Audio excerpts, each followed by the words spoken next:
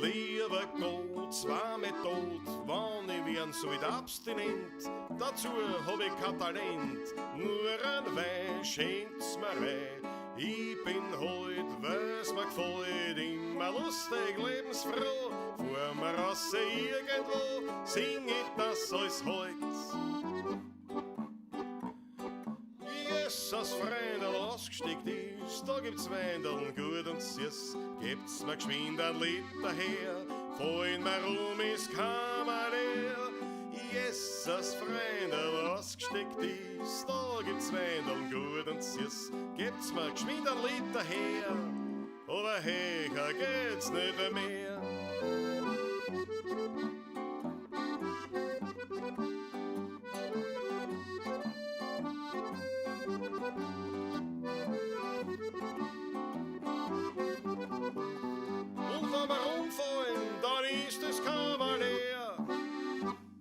Vergessen daheim. Grüß euch, Servus, grüß dich, es wird Zeit mit Musik verwendet.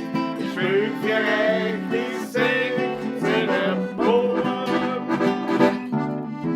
Ihr hört Lieder aus früheren Zeit und manche Hodern sind schon von heute. Das Wiener Lied geht sicher nicht verloren.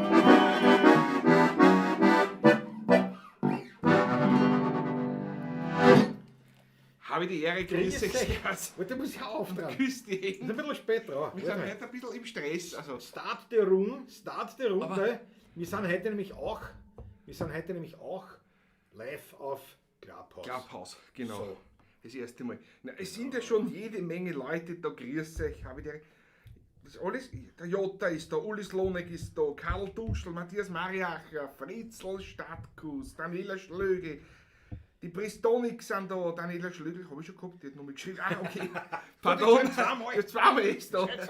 Lantan Strummer Markus, Christoph Horvath, Christoph Radaus Aachen ist da, Straßenhans, Michael Ahammer, Philipp Zach, Katja Hescheid, Karl Busch, Servus, grüß dich, Steini 07, 301, Christoph Ack hat auch schon geschrieben. Das krieg ich Marco Cinelli, Thomas Faber, Franz M. ist auch wieder einmal dabei. Haut gleich die Achtel rein, ja. Joe Walkaway ist da. Gere 1.0. Das erste Mal. Guten Abend, Gere 1.0. Deinen Namen kenne ich nicht. Guten Abend. Aber ich freue mich umso mehr, dass du dabei bist. Wer wichtig ist, kein Fall, Daniel Schlögl. Naja, gut.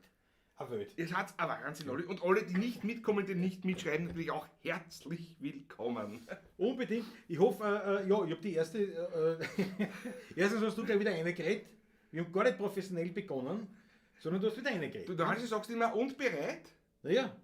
Bei nichts ist gekommen. Na sicher, ich habe gesagt, unbereit und du sagst, den Wein habe ich auch vergessen. Und wer gleichzeitig. Was hast du eigentlich für einen Wein vergessen? Ich wollte eigentlich schon unseren Dauertester mitnehmen für dich. Aber wir brauchen ihn heute noch nicht. Also, ja.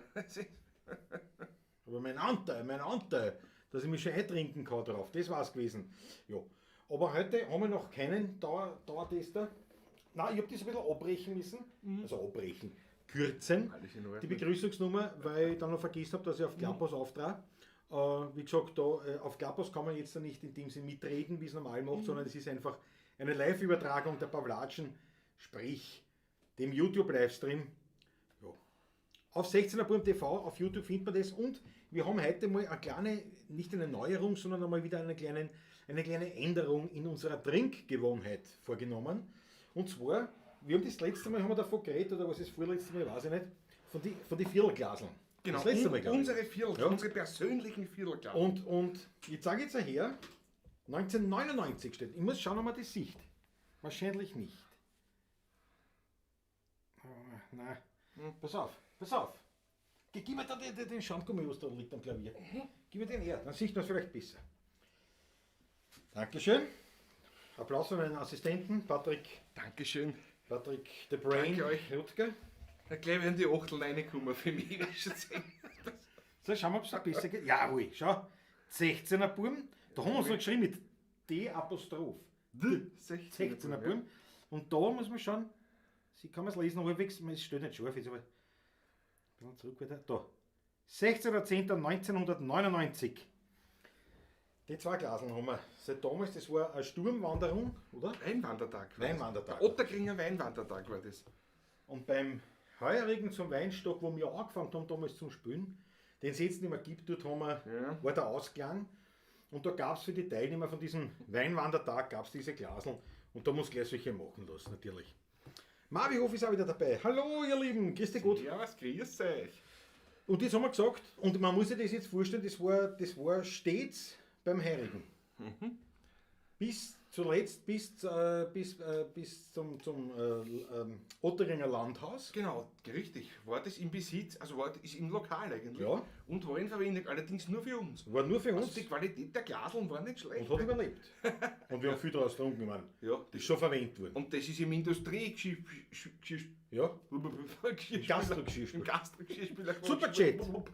Martin Kolinek, 99 Cent Wieso von sehe ich Kolinek das Martin. Wieso siehst du das nicht? Oh, Nicht da ah. siehst du. Übersehen. Übersehen. Fix. Ich danke dir recht narrisch. Dankeschön. Warte, ich muss. Der Patrick, also wir botteln heute und deswegen haben wir gesagt, wir trinken heute einen gespritzten. Der gespritzt hat immer Saison. So ist es. Aber trotzdem traditionell magst du es natürlich Mach gut, das. deswegen reiche ich dir das weiter. Es ist bereits, das darf ich schon dazu sagen, von unserem nächsten Winzer Dauertest, Weingut Graf. Der ist allerdings nicht im Probierkarton drinnen für euch, den man durchaus bestellen kann und geliefert bekommt. Das ist quasi, könnt aber auch bestellen extra, wenn ihr wollt, oder anholen fahren. Also das kann man, Liter war, ein Liter grüner Veltliner. Aber auch gut. Ja, sehr gut. Das ist nämlich deswegen leibend, das ist sozusagen ein bisschen so unser Hauswein, gell? Das ist absolut Weil bei mir der ist super daheim. zum Spritzen, der ist aber auch zum Purtrinken echt leibend. Daher ist quasi ein Allrounder. Genau so ist es. Quasi die Honda CB 500X des Weinbaus. Genau so ist es. Ist schon ein Heuriger, gell? Ist ein Heuriger, na bitte. 20er, na klar. Schau, Marco Cinelli und die Claudia sitzen bei einem Glasl Neuburger vor dem Fernseher. Ein feiner Wein von Kitzler. Ja, das muss, die darfst nicht stimmen. Gib ihm. Ja, okay. Warte nicht, das ist die Fußballheizung. Ja, ist aber Das grad ist nicht. ja, ist ja Das ist ja wurscht. wurscht, ja. Sitzt eh davor. Da sieht eh nichts. Ja, meine Herrschaften, Ist schießt der das dabei. Backe ist eh schon frech wieder, ne? Da haben sie nicht auf die Farbe einigen haben können mit den T-Shirts. Oh, ah ja, heute wieder. Nein, Aufs Gleiche haben aber die Farbe ist ein Unterschied. Ja, ist das? Siehst du das? Weil das weiß ich, dass du das nicht hast. Ja, jetzt hast du von mir gekriegt, dass mir jetzt klar ist. Ja. Ich weiß nicht wieso, aber das ist Falsch etikettiert. Sehr zum Wohle. sehr zum Wohle. Prost, meine Herrschaften. Prost. Sehr zum Wohl.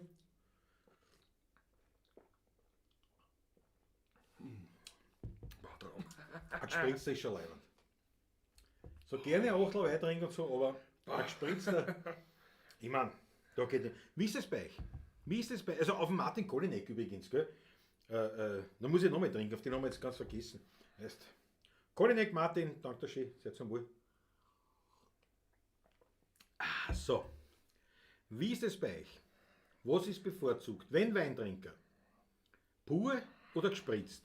Das würde mich interessieren, weil da gibt es ja teilweise sogar Grabenkämpfe. Ja, bei mir nicht, ich trinke beides gern. Ja, ja. Der Steine 07 sagt, brauche 16 vom Glasl Fanset, wie die immer umfangreicher. Ja, aber das machen wir nicht. Noch nicht. Das war schon mal eine Idee, aber da muss schon was Besonderes sein. Weil zum Beispiel sowas wie Spreadshirt oder diese ganzen Standard Werbeartikel Firmen, die haben keine gescheiten, keine Spritzerglasel. Nein. Und das war, weil einfach nur ein Achtel Glasel, so ein Stürachtel, ich meine, sehr leibend, aber das hast du beim Heurigen, ich meine, ja, trinken schon viel, aber wir trinken entweder gespritzte oder ja, halt dann mal hin und wieder Achtel. Aber In der passt dann. Zwischenzeit bin ich fast zum Achteltrinker. Ja, weil du den Auto fährst. Ne? Dann trinke ich lieber 2, 3 Achtel. Ja. Aber ich trinke immer gespritzter, weil beim Spülen ist mir, da ist die Gefahr zu groß, wenn ich da zu viel pur trinke. Dass du da mal Spitzel zusammenbringst, wie man sagt. Ne? Ja, und ich will Qualität bieten, ich will Leistung bringen. Daher, das ist nichts, aber die gespritzten lieber. Und wie gesagt, sowas ist nicht so leicht zu kriegen, sagen wir so. Ja, meine Eltern sind auch wieder online, Roman Steirer mit der Mama sind dabei. Was hat der Patrick mit Herrn Graf aufgeführt? Nasen einpackt, aufgeschunden, die Otterkringer kriegt man aus den Buben nicht raus. Was? Patrick hat Nasen einpackt, aufgeschunden. Achso, da hat ein Betriebsunfall. Was Also war im das? Weigerl, das macht mich rutschig. Da hat, Was jetzt, war er hat die Nasen ein bisschen, hat er sich Das hab ich gar nicht mitgekriegt. ausgerutscht. Ist so? Ja. Du hast dann oben gestanden, Nein, oder was? nicht ich. Naja, weiß man nicht. schlitzige Angelegenheiten oft im Weinbaubetrieb. Der Franz Heim. Schau, die Mama eben hat gerade einen Wein bestellt. Danke Mama und Mama, super. für alle, die einen Wein bestellen, natürlich gibt es eine, naja, ich meine, das ist jetzt nichts Außergewöhnliches, nichts Besonderes, aber ein kleines Dankeschön auch von uns, nämlich, die sind gestern gekommen, gestern war Sonntag, am Freitag sind sie gekommen, oder? Was war denn gestern? Ja, Gestern war Sonntag, ja. Ja, und sind sie... Wenn sie am Freitag Wann gekommen hat man das die Oder Wasche heute? hergebracht? Dann hat's man... Nein, heute. Nein, am Freitag sind sie gekommen. Aber heute habe ich es nicht. Leichte So. Verwirrung. Nein, heute Entschuldigung. Und da sind sie drinnen. Und zwar, schau her, unsere ersten, seit 26 Jahren das erste Mal Autogrammkarten. Früher hatten wir nur Flyer. Ich habe nicht, Flyer. hab nicht viel bestellt, weil ich weiß nicht, wie viel man losgehen. Momentan. Aber sowas legen wir natürlich bei, der Weinkisten. Schau her, so schaut's aus, von vorne. Ich krieg ja wieder nicht scharf. Ein bisschen wieder hintere, da so, da. Nein.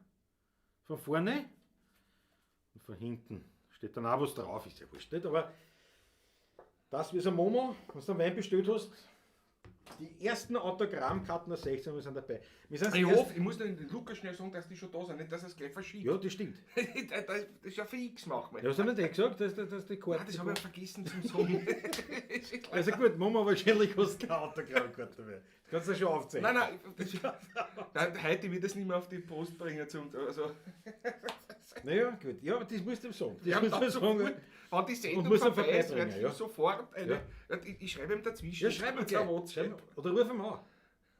Ruf ihn an. Sag, wir sind live auf Sendung. Ich probiere es, ob ich ihm erwische. Ja. Ja. Und sag's ihm, es kommen noch Autogrammkarten.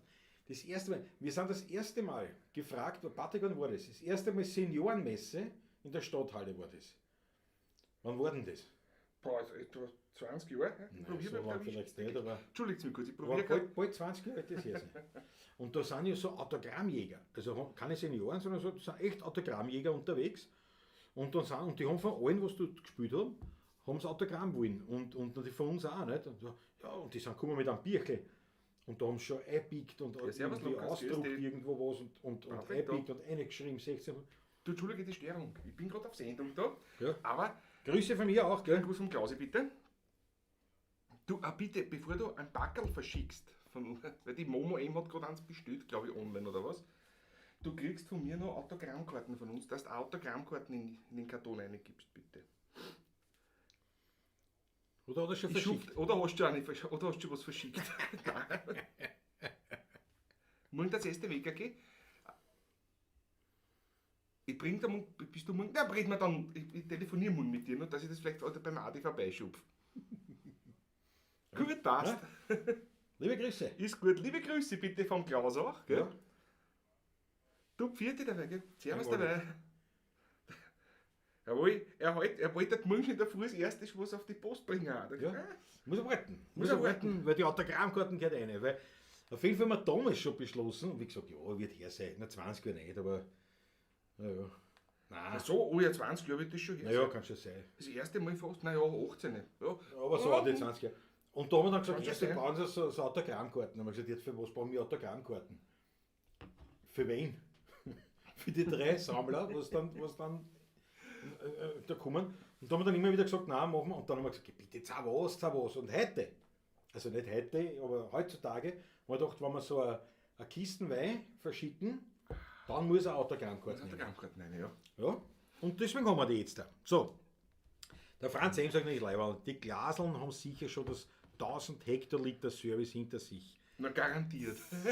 Das war schon, da waren sie nicht einmal im Landhaus. Was haben wir noch? Ich bin hinten nach. Die Momo schreibt gerade nicht vergessen und der schreibt, na, passt schon. Nein, vergiss man nicht. Wir können es halt nicht an jeden Einzelnen sozusagen unterschreiben, weil wir ihm einfach ein paar geben. Nicht? Das ist natürlich, wir können es nicht Genau. namentlich.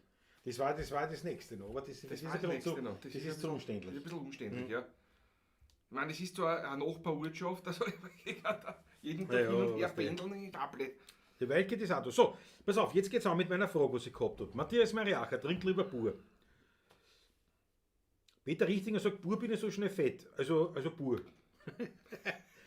Der Gere 1.0 gespritzt und pur. Richtig? So, ja, Daniel Stregel beides. Jawohl. Christoph Acker pur. Wasser ist für die Fisch. Markus Volker pur. Wolfgang Kudin hat uns Achtel rein. Dankeschön. Fritz Stadtguss gerne beides. Jetzt ruft der Bruder an, er ist da gekommen. Jetzt sagen wir erst, ich bin auf Sendung. Was rührst du denn an jetzt da? Das geht die ganze Nacht, schon wäre der Autofahrt da hier zu dir her. Der Fabra trinkt pur. Jawohl, können wir ein Lied singen? Na sicher. Noch Mama, nicht bitte, gegangen. schauen wir mal. Ja. Ja. Gespritzt heute mit dem Spanischen, da schon. Philipp Zach, daheim pur, außer Haus gespritzt. Ja, bei mir eigentlich auch. Philipp, das ist gar keine blöde Beobachtung. Ich eigentlich auch daheim trinke ich selten gespritzte. Da trinke ich wenn dann am pur, weil ich daheim nicht viel trinke. Ja. Und wenn dann am puren Ich trinke Wein. daheim wieder oft einen Spritzen, weil ich daheim viel trinke. Also, ich bin der Daheimtrinker, nicht? Gib ich zu, Ja. offen. Ja. Nein, aber auswärts, ja. Auswärts trinke ich oft gespritzte, das stimmt. Das ist ja bei mir auch so. Interessante Beobachtung. Der Uli Slonek, beides. Aus Vernunft erstmal gespritzt, ja. Das kenne ich auch viele. Die fangen mit gespritzte an. Weißt du, mit gespritzten von auf, dass ich nicht gleich besoffen bin. Gehen wir einige beim Heirigen, dann haben sie Ich kenn 2 mich Liter selber. gespritzt rein. Sind sie auch gesoffen wie der Höhe. Weil Nicht Uli Slonek, also nicht auf dich bezogen, sondern Grund, so kämen ein paar nicht. Nein, ich fahre mit den Gespritzten an, aber das ist sicherer. Also, ich bin ja auch so voll, nicht? Weil ich trinke jetzt für den Achtel nicht, weil nur Achtel ist blöd. Aber naja, trinkt man Spritzen zum Achtel, nicht? Oder so, weißt du? Ja, das ist ein Das macht Klassiker. so, wie wir früher Ein oft Klassiker. zum Grillbier am Pfiff-Bier trinken. Zwischendurch Im gegen Sommer, durch. was heißt, ich weiß nicht mehr, wann Sommer gespritzten Achtel auf einen halben und ein Achtel dazu, nicht? Das ist Aber das zum Gut Beispiel, trinken, das bin ich nicht. Also in ganz argen Hochsommer schon, dass es so ein ich Sommerspritzer. hab das gern. Aber sonst nicht. Sonst habe ich lieber einen normalen Spritzen. Also das ist mir lieber.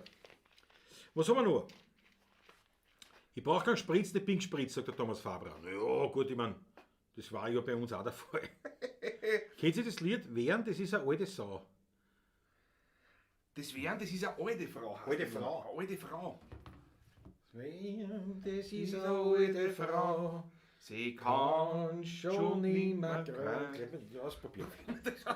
Der Qualting hat das gemacht. Ich weiß nicht, ob das. Haben wir schon, haben wir schon. Das ist eine alte Frau. Sie kann schon nimmer greifen.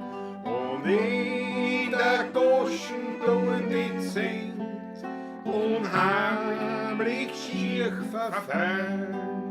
Sie liegt den halben Tag im Dreck und hört im Radio zu. Und dann einmal der Heinze kommt, sagst, das ist heute mein Ball. Die Strophen, glaube ich, kann ich nicht mehr. Die Strophen kann ich leider nicht mehr, aber ich glaube, das war das, was du gemeint hast. Ne? Ich glaube auch, ja. Sie ist wehleidig, aber selbstzufrieden, lebt vom alten Ruf seit 50 Jahren. So irgendwie geht das. Sehr leibend. Danke für die Ja. Erinnerung. Das können wir wieder mal. Da müssen wir auch schon einmal, ja. Ja. Zum Start und zum heurigen Essen ein Spritzer, dann Umstieg auf Bordellwein. Ja, Scheire, ja. Der Franz eben auch, umgekehrte Reihenfolge. Zuerst Spritzer, Henkelglasel, dann Achterl, ja. Bei dir war es. Franz eben, weil ich konnte dich, ich glaube, man kann das ruhig öffentlich so sagen, ich konnte dich und deine Holde, um nicht den Namen zu nennen, mehrfach schon beobachten. Ja, uns nicht. Naja, das stimmt auch wieder. Das stimmt auch. Ein Gespritzten trinkt man nicht aus einem Weinglas, sondern aus einem Viertelglasl. So ist es, Daniela. Schmeckt man nicht. Ein gespritzt aus einem Beziehungsweise, Apfelglas wenn schmeckt kein man nicht. anderes Glas da ist, Ja. dann geht er. Ja, wenn du siehst, da ist trinkst du aus dem Becher auch. Das war mir wurscht. Aber Haben wir schon, haben wir schon. Haben wir alles schon. Bei Festivals kommt das vorher manchmal. stimmt. Der Andreas Christianer Wein eher pur und statt an gespritzten lieber ein Bier. Mhm. Ja, kenne ich auch einige. Ja, so sind die Unterschiede, ja. Ja. Wo und wie kann ich den Wein bestellen? Fritz Stadtguss. So, warte mal. Ich habe das aber sehr üppig geteilt. Sehr üppig geteilt Aber auf warte mal. Facebook und Na, warte überall. mal. Ich meine das sofort da. Instagram, Facebook, aber der Schau Klaus her. blendet es sofort ein. Kann man das lesen? Kann man es lesen? Da sind Anfragen, Infos, Bestellungen an. Kriegt es? Kriegt es mit? Oh, So. sicher. Ich glaube schon, hä? Ansonsten, ja, ist genau, es steht nämlich noch nicht auf unserer Homepage. Das muss ich noch eintragen. Aber sonst, es ist auf Facebook, Sonst es ist auf überall. Instagram überall mehrfach Überall, geteilt ja. und wird auch weiter immer geteilt werden. Ja. Elisabeth Graf. Liebe Grüße aus dem Weihviertel. Elisabeth, Jawohl. hat es funktioniert mit dem eigenen? Das ist schön. Matthias Mariache sagt, da sind ja keine Autogramme drauf. Oh ja. Also da zum Beispiel, die müssen wir erst drauf machen. Aber ich wollte nur, aber so schaut dann zum Beispiel, so, jetzt habe ich das einblendet, da, jetzt sieht man das nicht so. So schaut das dann aus mit den Autogrammen zum Beispiel. Ne? Deswegen habe ich ja total intelligentes aussehen. So, warte, das du jetzt wieder weg, sonst sieht mich keiner. Fritz, ich hoffe das hat jetzt gereicht. Ansonsten, warte mal. Pass auf. Na, warte mal. Kontaktdaten. Pass auf, wie hast du, jetzt habe ich nicht geschaut, weißt du das, die Facebook-Seite oder was? die Internetseiten vom Graf. Weingut Graf, fix nochmal. Ich habe das jetzt nämlich zugemacht. Weiß ich Na, warte mal, nicht. wir haben es gleich. Auswendig weiß ich es jetzt auch nicht. Plötzlich. Moment. Ich hab's schon. Nein, Moment. Steht da drauf? Aber ich hab's Sicher. www.weingutgraf.at. Weingutgraf.at. So. Fritzl, wenn es Fragen gibt, sonst einfach nur melden. Soderle. Den Wein muss man beißen. Spritze ist für mich der Inbegriff des Dorffeste, vorzugsweise im Metter. Der Christoph Horvath. Da ist er. Der Horvath, ich sag's dir. Aber ich finde, an Spritz, ich finde das sogar höchst kulturell. Ich finde das auch, Leibend. absolut. Und vor allem, du kannst dann gespritzt nur machen mit einem Wein, der fehlerfrei ist Ja. eigentlich. Oder der nicht hieß, also der nichts hat. Er kann resch sein, er kann ruhig ein Ding sein, aber er darf nichts haben, weil das durch die Kohlensäure im Wasser kommt ein Fehler im Wein noch stärker aus. Ja. Nämlich. Das ist ein großer Fehler, den viele machen und sagen, nein, schmeckt nicht der Wein, aber gespritzen kann man schon nehmen. Nein, das nicht. Nein, ist Und nicht das maximal, wenn einer zum Beispiel ein guter Wein ist, so ein bisschen säuerlich. Aber ist denkst du, so, gut, das ist dann jetzt ein geht's. bisschen, da ist man Aber- jetzt rescher so. Dann kannst du die Säure abmildern, natürlich muss das verdünnsten. Ja, das ist ganz Das ist aber gut muss er trotzdem sein. Also sehr zum Wohl. Jetzt mal auf, Prost, Prost. auf den Lukas, auf den Adi. Lukas schaut auch schon zu, hab ich gerade gesehen. Pauluke, Lukas Macherik du ist auch da, da. ein Gerhard Spörk, Ja. beim hörigen Spritzer im Hängel, wenn es gemütlich ist, daheim oder bei Freunden, gute Achtel im schönen Glaseln. Ja, wie gesagt, das ist, glaube ich, bei mir eigentlich auch so. Habe ich festgestellt. Das ist mir jetzt aufgefallen im Zuge der Kommentare, weil wirklich, daheim also trinke ich selten gespritzte. Daheim trinke ich pur. Oder eben nicht, weil da trinke ich nicht so oft und dann mache ich mir gut auf. Marco Cinelli, super Lied, schick gesungen. Naja, danke schön. Wir haben gerade vorher beim Fernsehen den Gewaltinger mit dem jungen André Heller gesehen. Ich denke jetzt, das war das Lied. Das war's, ja, das denke ich mir.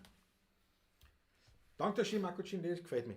Und wie gesagt, die Strophen, die weiß ich nicht mehr. Nicht mehr so gut, die habe ich irgendwo im Hirn vergraben. Aber so irgendwie so, es ist wohlleidig, aber selbstzufrieden, lebt vom alten Ruf seit 100 Jahren. Ja, da weiß ich jetzt nicht weiter. Nein, ich weiß es auch nicht mehr.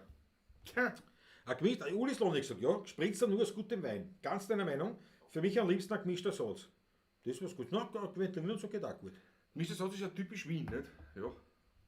Lukas Machrek sagt auf Facebook schon. Die Adresse, mein Gott. Ja, genau. Ja. Aber jetzt habe ich schon die Internetadresse, die reicht ja nicht. Da findet man hoffentlich eure zwei, also eure weiteren Adressen. So. Spielt sie am 1.4.? Glaube ich nicht. Nein, es ist ja erst nach Ostern. Wenn überhaupt nach Ostern geöffnet, also da spielt sie nicht so. Thomas Faber hat 2 Plätze reserviert, ja, die kannst du aufzeichnen. Es wird. Leider, ja. Aber wir haben es halt probiert. Wenn man alle entgegen, dann Rössenkeller, Manfred, der Taschler, Lindner Karl, ja, aber es wird nichts werden, glaube ich, noch im April, glaube ich auch nicht. Also, Ja, ich so wie die fürchte- Lage momentan ist. Der Michael Höfler vom Ausblick, mit dem ich heute ja eine Sendung gehabt habe auf Clubhouse, der hat gemeint, er rechnet nicht damit, dass vor Pfingsten das eröffnen darf. Das glaube ich auch. Also dürfen wir vor Pfingsten auch kulturell nichts machen. Ja, das spielen geht erst, wenn die Gastro nicht hundertprozentig offen hat, können wir nicht spielen. Wir haben uns halt eingestellt, Thomas Faber, tut mir leid, Ja, dass das in die Binsen gegangen ist. Wir haben uns halt eingestellt, die Termine, weil notwendig, dass man das irgendwie, dass man sagt, ja, wir sind grundsätzlich in den Startlöchern, wir sind bereit.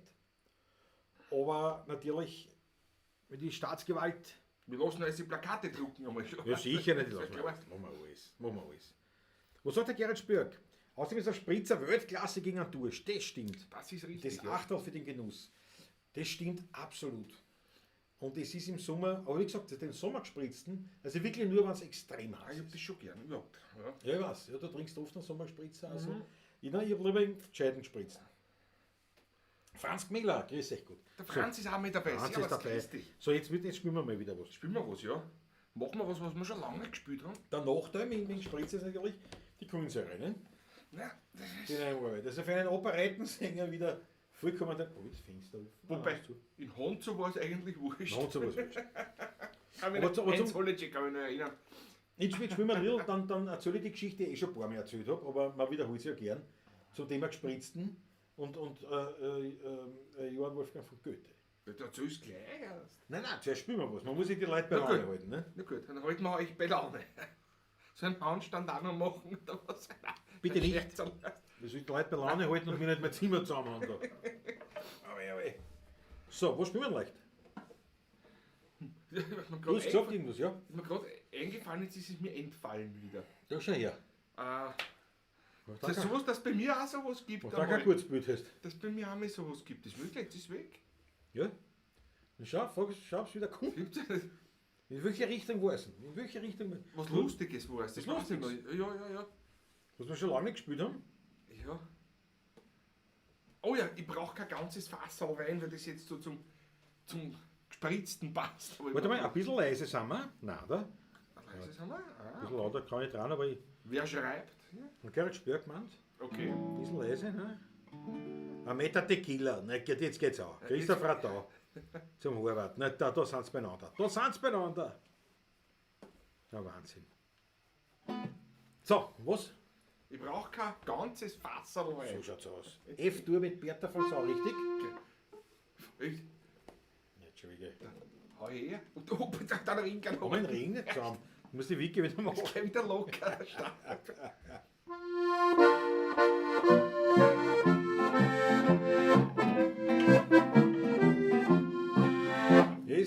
Ich bin Geharatanz und heute nichts auf dem Pflanz. Bloße Leidenschaft geht nur dem Rebensaft. Hab ich ein Glas Wein, fällt mir kein Unsinn ein. Nur dass ich morgens den Tag ganz friedlich so. Hoppa! Ich brauch ein ganzes Wasserl Wein, die Gottung ist mir wurscht. Nur gut muss euch das Tripfel sein und das man lässt mein Durst. Ich hab mit 3-4 Liter nur die Gerie weg. Mit Wasser nur lass mich in Ruhe, denn das mag ich wirklich nicht.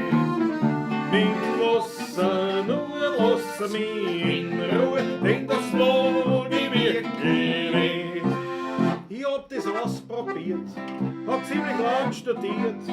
Ich brauch den Wein zum Est, ja nur als Arbeitsgeist. Den kann das sicher mehr, a Viertel Wein drin Spiel. Hätten Sie gleich mein Hammer, drum Herz dazu.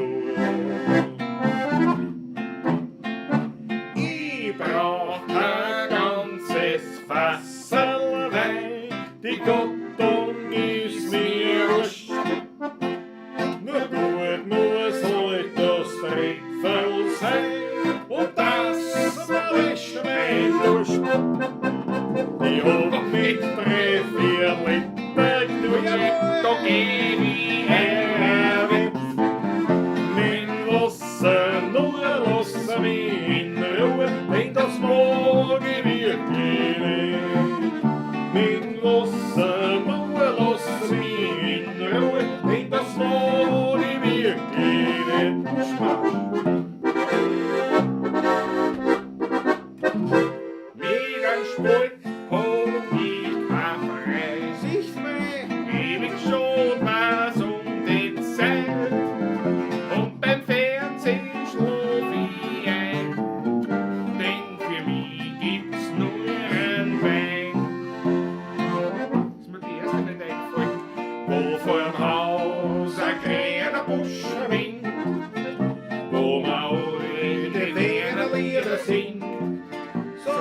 und dann lohnt es jeden Effekt grad. So habe ich nicht zu unser Leben wäre steht. Wo der schwarze Kohler sitzt am Fass, was ja sagt, so wie schon war schon da. Dort wo man trinkt und isst, dort wo man alles vergisst, was hätte immer mehr zu reden ist. Jawohl. Jawohl, so schaut's aus. Puh. Ist mir gerade die erste Strophe vom Buschenmarsch nicht eingefallen. Das ist ein Wahnsinn. Es ist ein Wahnsinn. Es ist Unglaublich. ein Wahnsinn. Unglaublich. Aber Hat gefallen. Es die hat gefallen. Achteln fallen rein. Es war nicht allzu schlecht. Ich stelle mal ab hier vorsichtig. So. Ich Irgendwie. muss sofort einen Schluck nehmen. Also die Daniela Schlegel und der Mavi oft dürften sie ein bisschen gegen einen Christoph Acker verschworen haben. Und das gefällt mir sehr. Nimm mir auch gleich einen Schluck. So ein Durchsteht, ich weiß nicht. Tätowieren ist out. So der Landtag Stromer. Branding ist in, ja. Ja. Beim Branding bin ich auch viel dabei. Am liebsten habe ich natürlich das Lieberwitz. Versteht sicher nicht jeder. Wie sich von Patrick und Klaus tätowieren lassen und dann in der Schläge, was ist los?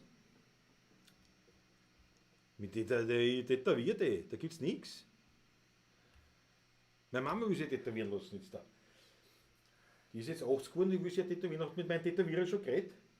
Haben wir uns getroffen, weißt und hat gesagt, ja, Wie gesagt, im, ja. Im Pfeil daher zur guten Vene, will es haben. Gut, an jeder Sanitäter findet eine. Ja. gell? Hat sie Hey, gesagt zum Tätowierer, magst du das eh? Burli, Burli, magst du das eh? Wir sind eine alte Frau. Ich habe schon 90-Jährige tätowiert. So alt bin ich noch nicht. Alexandra Hager ist auch dabei. Servus, Christi. Ein wunderbaren Heiligen in Mistelbach. Der Alex. Da haben wir schon gespielt sogar, im Maisfeld. Ja, im Maisfeld, ja. Kann ich mich erinnern. Schreibt nämlich gerade, der Alex schreibt gerade, grüß euch, wir brauchen auch bald Faseln vom Grafen. Jawohl. Ja, wenn wir nicht beim Heiligen, muss man daheim checken. Das ist ja so, was soll man machen? Der Christoph Acker, pass auf, Patrick, suche den Fehler. Wenn ich von euch keine Autogrammkarte bekomme, nur weil ich mir direkt geholt habe in Wein, sehr brav übrigens, dann nehme ich mir beim nächsten Live-Event einen Edding mit und hole mir die Autogramme auf meine stillerne Brust. Such den Fehler. Welche stillende Brust hast du? Weiß man sofort. Das weiß man sofort. Christoph, kriegst du das Autogramm? Von mir ist auf die Brust, aber ob die stillern ist, ich weiß nicht, ich Du weiß hast nicht. das schon beim Adi gekriegt, aber die waren letzte Woche, wie es du angeholt hast, das Kistel, waren die noch nicht tut. Nein, Die kommen erst morgen hin. das ist ein Wahnsinn. Der Christoph hat da so klasse gezupft, Klaus Spitze. Dankeschön. Ja, gut, man kehrt dazu Elite. Nicht? So, apropos, Ja. machen wir was anderes. Ja. Wir haben schon lange nicht gespielt, aber das Ein können wir Korn? sicher. Ein Korn hat ich noch. Weiter Bissecker? Weil ich habe schon wieder ein Lied geschrieben. Ich habe schon wieder ein Lied geschrieben, also das können wir jetzt noch nicht spielen. Mehr Dampfer machen. Ja, nehmen wir mal Dampfer. Ich habe ein Lied geschrieben, wieder ein sehr jazziges Lied. Wieder eigentlich sehr Holiner Style, aber das können wir jetzt noch nicht Ja, spielen. ja. Aber da ist mir das eingefallen, dass wir schon lange nicht mehr gespielt haben. Den Schrebergarten. Wir haben es mal den Schrebergarten genommen. Ein Klassiker auch von Karl Hodiner, muss ich sagen. Und das bringen wir schon noch zusammen. Das bringen wir sicher zusammen, glaube ich. In S-Tour, gell? Das ist ein S-Dur, ja, ich glaube schon. S-Major 7 und so dann, ne? Ein bisschen F9 vorher und so. Naja, irgendwelche komischen Akkorde sind, wie sie heißen, weiß B-Moll ich nicht. 6 zum Schluss über C7, Ja. dann Ass-Moll und dann S zum Schluss. Ja, da kann mich Ass kommt erinnern. auch durch. Ass-Moll und so, ja. G-Moll, oder? Ass-Moll 6. Ass-Moll 6. Kommt auch vor? Nein, ich weiß nicht, ob ich das spiele. Ja, Ass-Moll. So, ja, Achso, das spielen wir nicht in S, in D. in S spielen wir Schrebergarten, war immer in S. Bist du sicher? Ja, garantiert. Ja, mir ist wurscht, spielen wir so in S. Es war immer Ja, in das S. in D gespielt. Das war wie immer. Ja, so wie Ja, es gut, so, ist ja halb da. so wie es beim Kordel drinnen steht. Ja, na, ich habe nicht geschaut, wie es drinnen steht. So haben wir es immer Aber in gespielt. S, ja, naja. Immer. Nein, das bringe ich schon hin. Ja. Dann ist es ein Assmal, ja. Das war immer so, ja. Ja, ja, jetzt was du sagst, da rein. F-Ass war das Geschichte. Ja. Ein klassischer Standard eigentlich. Naja. Ich habe gedacht, da sparen wir ein paar schwarze Tasten. Aber das bringen wir schon hin. Das bringen wir schon hin. Ja. Der Schreber, wir haben es beim Schrebergarten genommen. Ja. Eine geile Nummer, absolut. Ich kann aber nicht mit Bassseiten spielen. Da kann ich nur mit der Gitarre, also nur unten. Das müssen die mir direkt einmal anschauen. Aber in S, naja, Ass habe ich wieder keins. Naja, ist ja wurscht, wir spielen es einmal. Aber geile Ja, Nummer. der Star spielst du auch mit den Passarten. Da war ein kleiner Salätl, sagt der Manfred Graf. Ja. Ja. Ja. Ja, Du hast ein schönes Fußspiel mit gehabt, Frisur. echt? Das ist schön, du hast von unten auf und Dummdidl? und immer tiefer runter gespielt und so Was will ich? bis dann B7 warst dann so.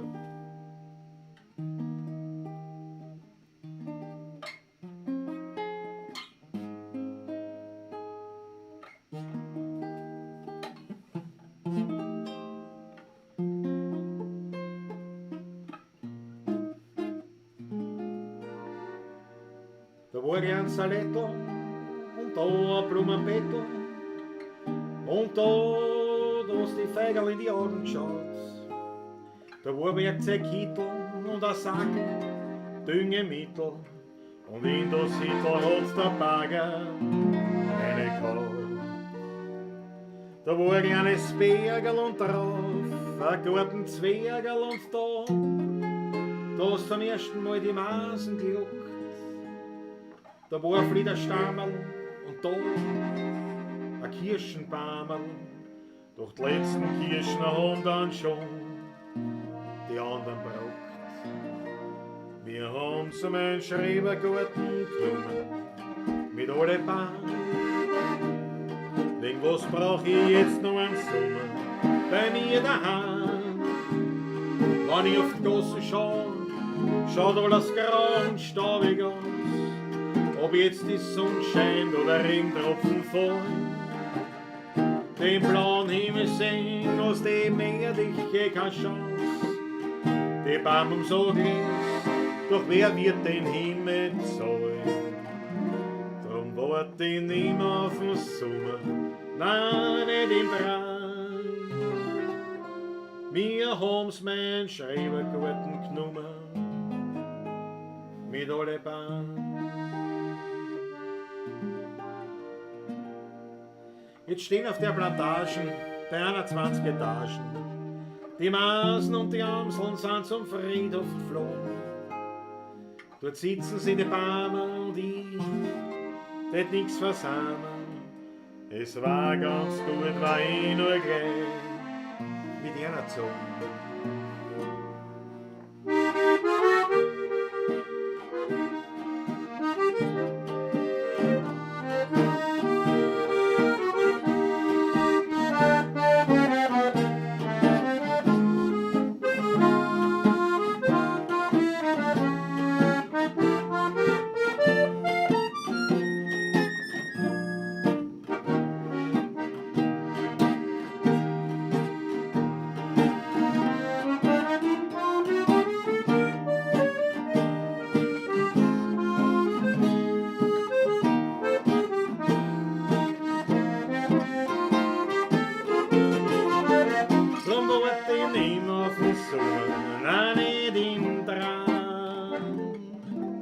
Wir haben's mein Schrebergarten genommen, mit alle Bahn.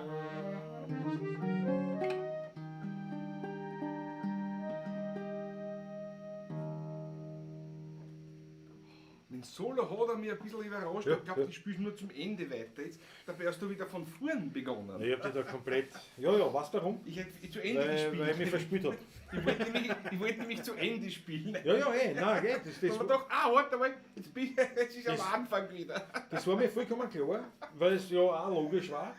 Aber dann haben wir gedacht, hoppala, ich mich verspielt und da komme ich nicht mehr hin. Also spiele ich dort weiter, wo ich glaube, dass ich muss.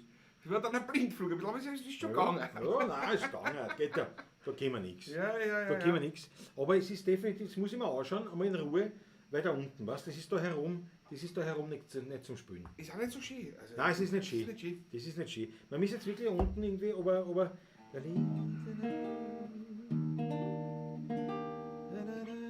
das muss ich mir anschauen in Ruhe. Aber das spiele ich da unten und mit dem Bass. Also ihr werdet sehen, das werden wir bald einmal in besserer Ding haben, nicht? Ja. Ja, die Achteln von rein, danke. Die Achtel von einer. Schön. Vorher, ich weiß nicht, wer das war, ob es nicht der Rudi Korbis war, mir noch aufgestrahlt. War nicht aufgestrahlt. Passt ja zum Passt Wetter. eigentlich, ja. Passt zum Wetter. Jetzt darf sie noch. Am Samstag muss es sauber sein, trocken, schön, Warum? ein bisschen warm, weil da ja ein Treilkurs.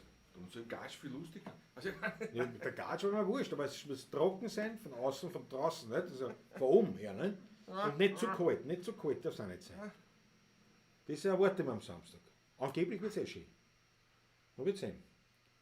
Aber unbedingt, 3 Kuh ist wichtig, ja. tut der Fuß wieder weg, weißt du? Ja, dann tut mir jetzt schon weh. Das ist ein Wahnsinn. So, was haben wir gespielt? Es war nicht aufgestanden in Dora. Total Tour. Fangt aber mit Gustav an.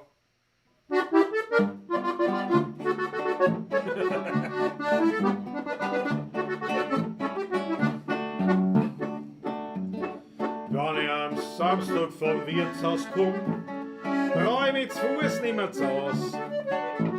Mich holt der Taxi vom Wirtshaus an und bringt mich bis vor mein Haus.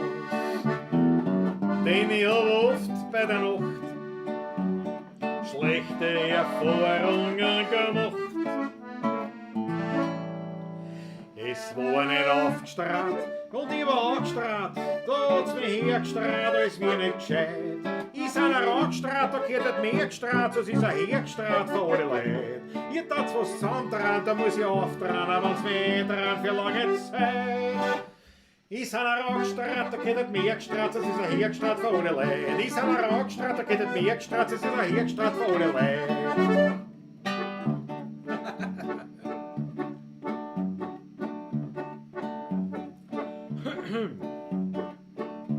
Ich denke danach, wie es weitergeht. Deswegen die Pause. Wir neulich, wasche. Wir neulich. Wir da neulich am Glott es hock, da redt mir eine Nachtwacht an. Sonst tanzen sie da etwa einen Schitterbock oder den sterbenden Schwan. Ich sag ihm, frag's nicht so blöd, weil ich bin ja nicht vom Ballett. Es war nicht aufgestrahlt und ich war angestrahlt, da hat's mich hergestrahlt, alles mir nicht gescheit. Ist einer angestrahlt, gehört halt mehr gestrahlt, sonst ist er hergestrahlt für alle Leute. Ihr tat's was zusammentragen, da muss ich auftragen, wenn's mich dran für lange Zeit.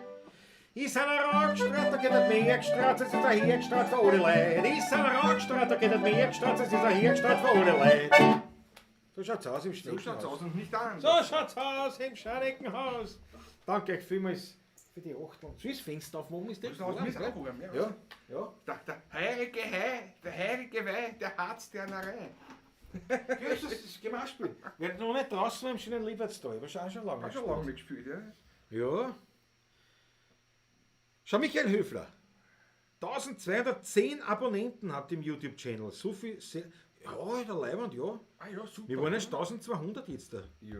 Also Gestern ja. habe ich geschaut, ja. Der Leibwand. Dankeschön Leibwand, und Michael Höfler. Dankeschön, Ganz ja. super. Früher und gemeinsame Sendung haben wir auf Clubhouse, wer so ist. Jeden Montag machen wir das um 19:15 Uhr. 19:15, ja. Prost und Tat. Eine kleine Anlehnung an die altbekannte Trost- und Ratsendung.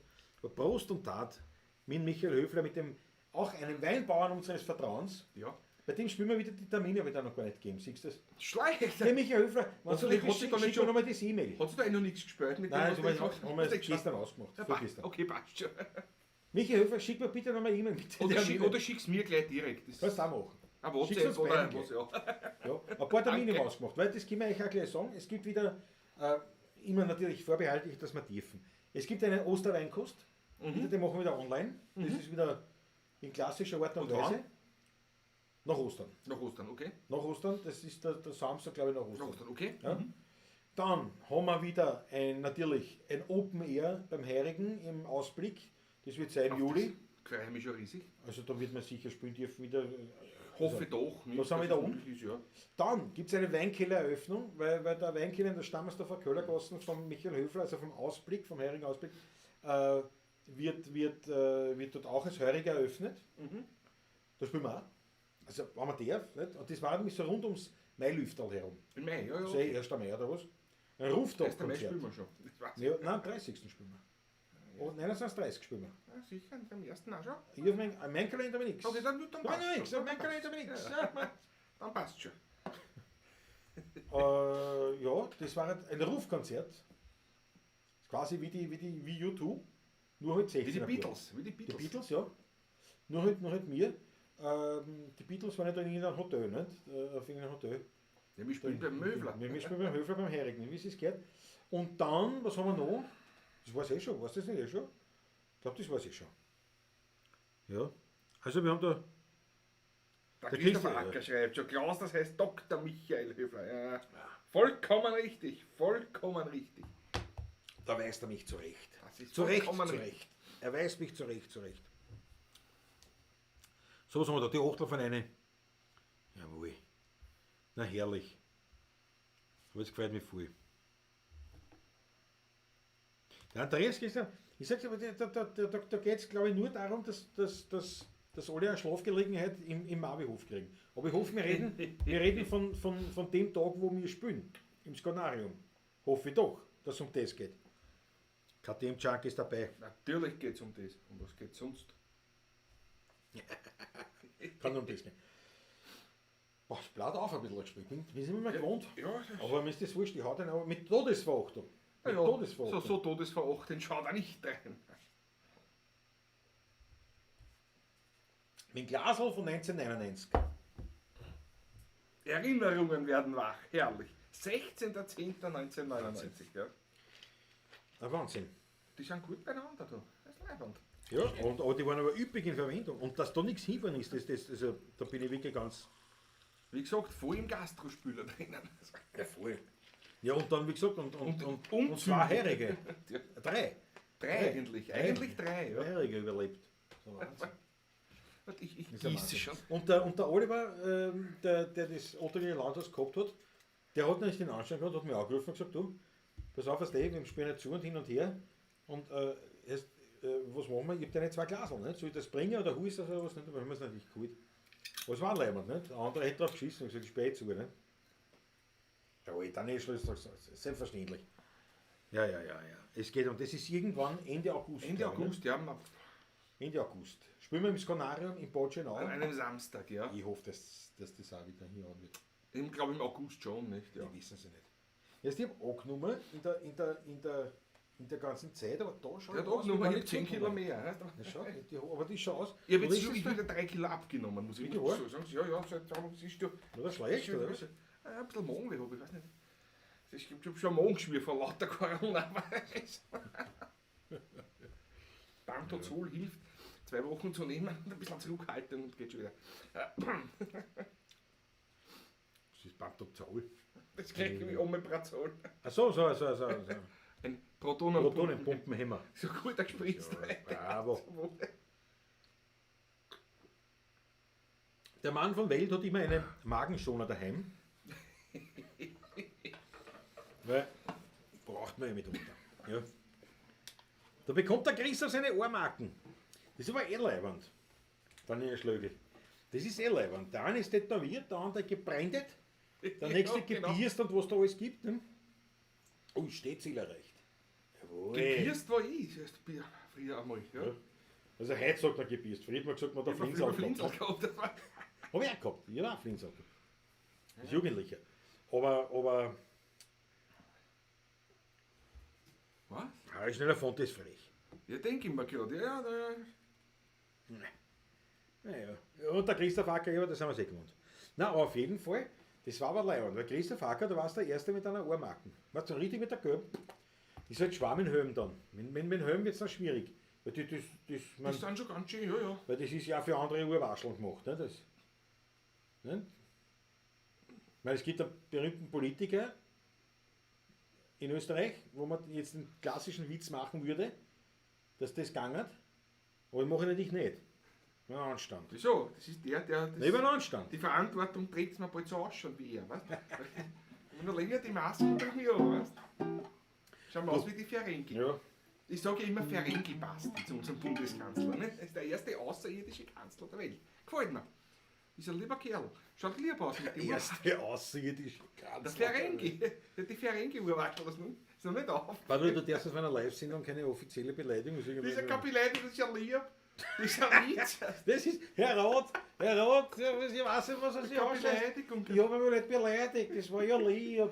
Und das wird sicher Weißt du schon, durchgehen. was die Spitzbuben für Witz gemacht haben, die damaligen Politiker immer. Das war beleidigend. Das stimmt, das stimmt. Und Das alle Ackerl haben's kriegt gern einen gehabt. Nasenring. Der Haarchef, der kriegt einen Nasenring.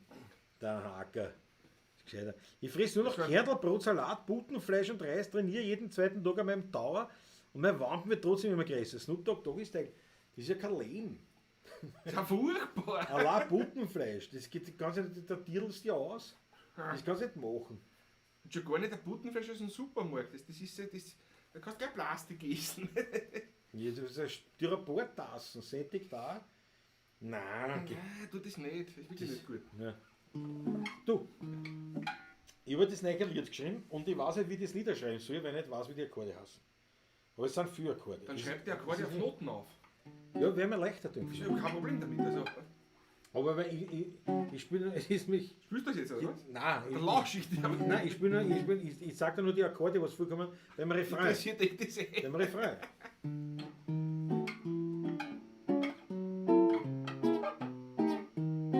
Das brauche ich nicht mitspielen, das weiß ich jetzt schon. Achso, so in der ganzen Zeit so. Oder schon Ja. länger gespielt. Ach so, alles klar. Aber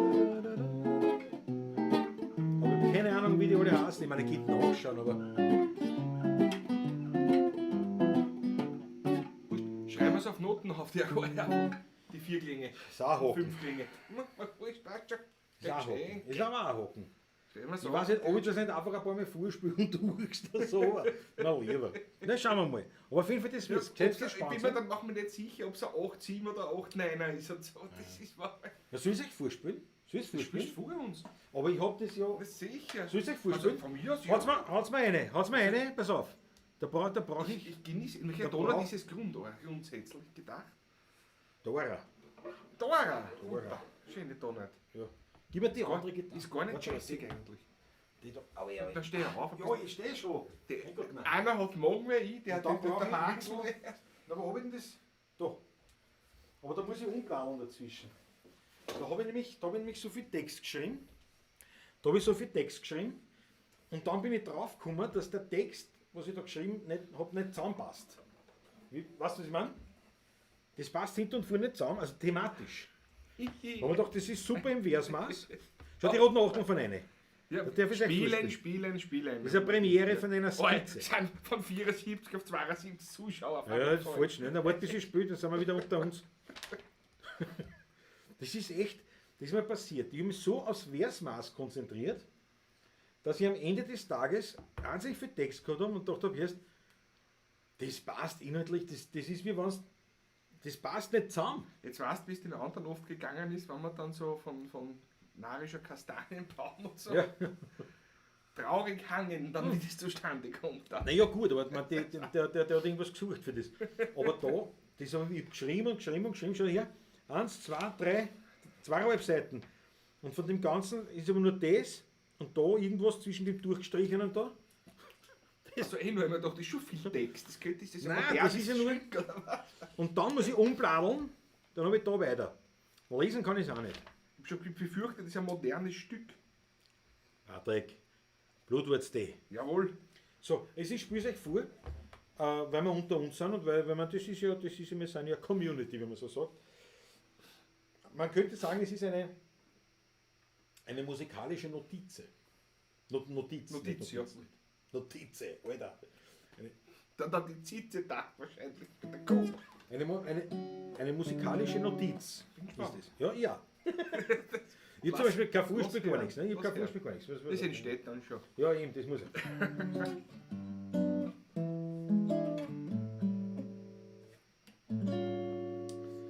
In meinem Gemeindebau in Ottergring, da war es einmal recht schön. Heute sitz ich bei meinem Kucheltisch und trink allein Kaffee. Und wie ich aus dem Fenster schau, sehe ich ein paar Vogeln und ein Baum. Aber Leute, die tratschen, Kinder lachen, nicht einmal im Traum. Kein Kartentippen mehr in mein Kaffeehaus. Kein Achterl fast zwischendurch mehr beim Spazieren. Kein Schnitzel mit einem Sädelbier im Wirtshaus. Kein Stammtisch mit den Freunden zum Diskurieren. Kein Frühschop mit Musi mehr am Sonntag. Kaffee und Bier mit meinen Freunden. Kaffee und mehr vielleicht ab Montag. Weil kein Hocken mehr für unser Hans, wie es scheint.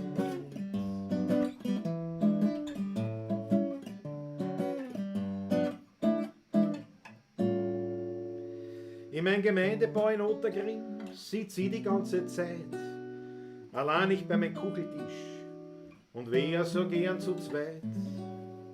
Und wie ich aus dem Fenster schau, da ist schon finster geworden. Manchmal frage ich mich, was hab ich noch auf der Welt verloren. Keine Wanderung am Bies am Berg mit Einkehr. Kein Kino, kein Theater, kein Konzert. Keine Landpartie nach Petersdorf und Mauer. Kein Maderlass führen, das man so verehrt. Kein Bussel, Händedruck und kein Umarmung. Kein Brader, Riesenrad und Ringelgespül. Kein Hetz, kein Schmäh, kein Gaude, kein Lachen. Keine Perspektive, Zukunft, Aussicht und kein Ziel. So. Was sagst du? Schön. Das ist nicht nachgeschrieben, oder? Aber Hodiner, gell? Nein, 100%iger Hodiner. Ich bin ein Hodiner-Fan, das hört man. Man hört wirklich. Also, Da fällt der Hals, sagt der Matthias Mariacher. Ja, du gleich zurück. Aber das ist dann echt schwer. Wie gefällt es euch? Diese Musiknotizen liegen bei uns auch überall in der Wohnung rum. der Harry Schneller von der dieses Vorspiel wieder ein Nachspiel haben. Ja, das fürchte ja. Das fürchte ja. Aber jetzt bin ich neugierig. Ich bin neugierig, was sagt's. Jetzt sitzt er zu zweit in einem Keller in Florisdorf. Naja. Aber was das Arge ist, ich bin so ein fröhlicher Mensch und schreibe immer nur solche Lieder. Ja, die Einsamkeit ist ja das, Ja, alles. das Größte da Ja, drauf alles. überhaupt noch. Ich glaube, ich werde krank am 21.08., sagt der Christoph Acker. Was ist, was Der ist? hat schon Angst, weißt Der du, kriegt schon Angst. von Brandon und Teeren und Federn und sonstigem. Weißt du? Der Ah, arme der Teufel. Achteln fallen eine Glas, die Ja, Leute ja. fällt also, Ich glaube, aber oder es hat höflich. Das kann auch sein. Das ist eine reine die Höflichkeit. sind nicht höflich, die sind ehrlich, die Leute. Aber es war eben nur eine musikalische Notiz. Das muss man jetzt noch dazu ist ja sagen. noch nicht fertig. Fritzl sagt Leiband, sehr Leiband, sagt er. Melancholie passt gut. Ja, Christoph war super, aber richtig traurig. Ja, ich kann Das gar- positive Ausgehen fällt ein bisschen. Das Ja, ist wie der Schrebergarten. meine Lieder gehen nicht positiv an. Meine Lieder fangen nicht positiv an, sie hören nicht positiv auf. Das ist ja so. Ich weiß aber nicht warum. Das ist ein Ranzer Blues, sagt der Rocker. Ja, definitiv. Der Rudi braucht schon Taschentüchel. Ja, weil er schreibt was Schönes. Ja. Nein, aber das schön arrangiert ist du. Was glaubt mit einem Solo, Ja, ja. mit der Quetschen? Das- Wenn das dann schön. Es war wirklich so, wie wir haben, wie so zum Beispiel mein Haus zum Beispiel, das gibt es jetzt nicht mehr. Ja. Das ist in den Himmel gefahren und solche Sachen. Ja. Das ist der Harry Elefant, der sagt höflich. Ja, das weiß ich. Das weiß ich. Nein, ich spiele nichts mehr vor. Ah, sicher nicht. Sicher nicht. Von mir geht's nichts haben. Ein Zertake spiele ich, ein Zertake. Muss man mit Taxa. Nein, los. Nein, los. Muss ich was politieren, noch politieren bei der Gitarre? Ja, nein. Ja, da hast du das Holz zusammen mit dem Gesicht. Das ist nichts. Ja, aber gut. Aber es war, wie gesagt, nur eine musikalische Notiz. Und was ich mit dem restlichen Text mache, weiß ich nicht. Der passt überhaupt gar nicht dazu. Ein zweites Lied. Ja, aber das muss jetzt, das muss schon irgendwie zusammenpassen dann wiederum in sich. Habt ihr noch den Text vom Zonko wo rumliegen? Ja, Sicher, wenn der Zonko kommt, der hat das schon wieder. Manfred Kraft schreibt Ja, in der aktuellen hab ich. Situation angepasst. Ja. ja eben, das ist quasi ein Lied. Ja. Ja, ich meine, wenn jetzt einer im Gemeindebau in Ottergring sitzt, steht er wahrscheinlich jetzt gerade auch kein Hymne an die Freude schreiben. Snoop Dogg Dogg ist ja, schreibt, das braucht ein Happy End. Man braucht es nicht, das passt schon so. Kriegt er ein Solo. Das muss reichen. Das ist ein Wahnsinn. Nein, das wird schon, wenn das arrangiert ist. Ja. Aber ja, mein Hit wird es keiner, das ist klar, aber fühlt sich ja Gut, ja, cool, das ist nicht gut. Du musst halt schauen, Die welche. Leute stehen mehr auf sowas, was das ist. Genau. Das ist eine Geschichte. Was? Das ist, Drei Akkorde gerade aus. da können Sie mitsingen, was das wirkt, was ich weiß. Hoppala, was ist denn Aber ja, ein Zeitdokument, sagt der Philipp Zach. Ganz genau. Ja. Da wird zwar sagen, schau, hat der schon gelebt? Wie diese Corona-Pandemie war, hat der schon, ist das schon so ein alter Steirer? Der ist schon so, ja, der Depper, der ist schon gestorben. Naja, wann ist er gestorben? Vor 30 Jahren? Der hat 30 Jahre schon Gibt's ja gestorben. nicht. Gibt's ja nicht, der hat mein Vater noch kennt. Und der Steiner ist immer gut, der sagt, der Sirtaki war schon mal ein Gaudi. Ich weiß nicht, der Sirtaki, ich weiß nicht, ob das ein Gaudi ist, weil wenn du es hernimmst, sag mal, also Stimmung.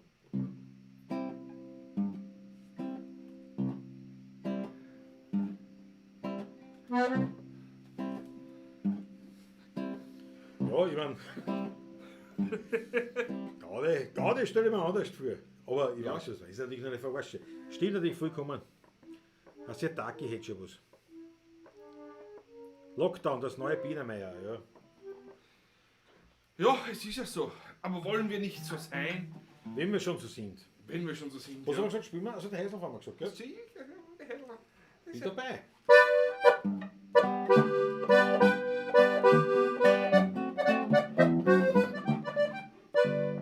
Sie kennt alle, die jemals am Friedhof dort waren.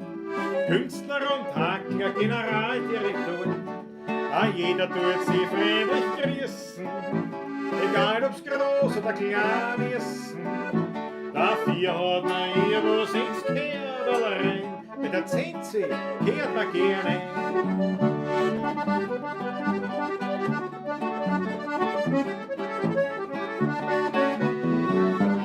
Viel zu viel Umwelt.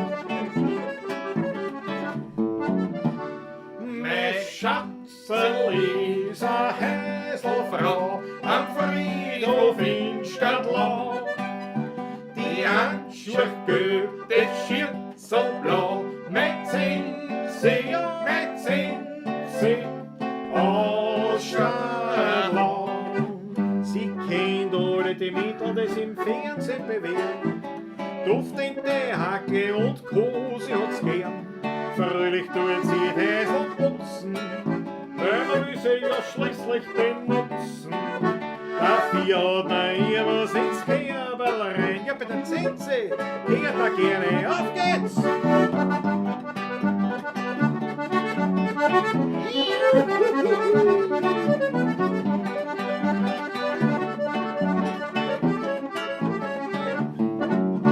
Mein Schatzel ist a Häselfrau am Friedhof in Stadtlau. Die Handschuhe gelb, das Schürzel blau. Mein Zinse, oh mein Zinse aus Stadtlau.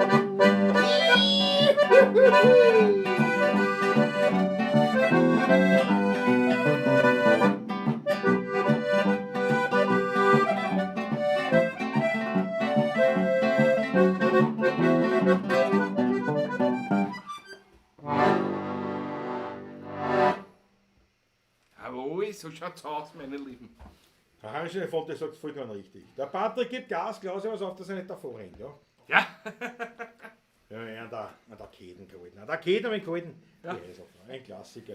ein Klassiker, ja. Was soll man sagen? Was soll man Ein sagen? Klassiker. Da, das muss ich wieder abbieten. Da. Das ist nämlich die qualitativ hochwertige Technologie von heute. Wo es da alles was gibt, das ist so ein MacBook. Und wenn du was ausstecken willst, Brauchst einen Adapter. brauchst du einen Adapter und dass das aber hält und Hab nicht auch immer schon lässt, daheim. musst du das abbiegen und ich hab Ich hab das verklumpert. Gafferbandel. Was dein ist geklumpert? Nein. Wir waren ein Adapter Ja, jetzt, ja. ja. Ja, aber das zum direkt anhängen, das hätte man nicht nehmen sollen. Ja, sowas mit dem. Ich kann mir schon neigen. Das wage ich nur, das fällt ist und kein Kontakt hat, funscht das aus. Du hast billig gekauft, ne? Hast billig gekauft. Nicht auf wahrscheinlich. 25 Euro. Ach so, das war Ganz teuer. billig war er. Nein, da gibt es direkt zum 40 Ja, das Euro. weiß ich schon, aber einzeln, nur einzelner Adapter, oder was? Nein.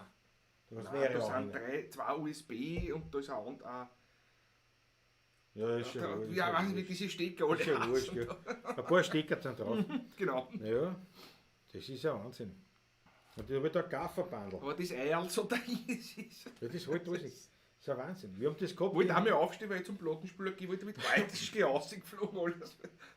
Ich habe nichts aufgenommen noch dabei. So geht's nicht. Das ist ein Wahnsinn. Wir haben immer die ersten Pavlatschen und haben noch nicht Pavlatschen-Kassen, sondern man einfach nur unsere Live-Show, Livestreams, wie wir es noch in meinem Studio gemacht haben, da in Hirstetten. Da ist mir das immer rausgeflogen. Der Scheißtrick. Ja. Warum ist da nichts Gescheites sich einfallen lassen? Ja, vor allem, da gibst du einen Mörderkohle aus. Liebe Mac-Leute, lasst euch da was einfallen. Ja, das sagen ja schon so viel über so viele Jahre, da kommt nichts mehr. Der Rest, der Produkt ist gut, was ihr habt. Ja, der Rest ist auch gut, was ein Gafferbandel dabei Ja. ist. Muss nicht immer abbiegen. Was soll man machen? Na schau, aber da, die Achtel fangen rein, danke schön. Ja.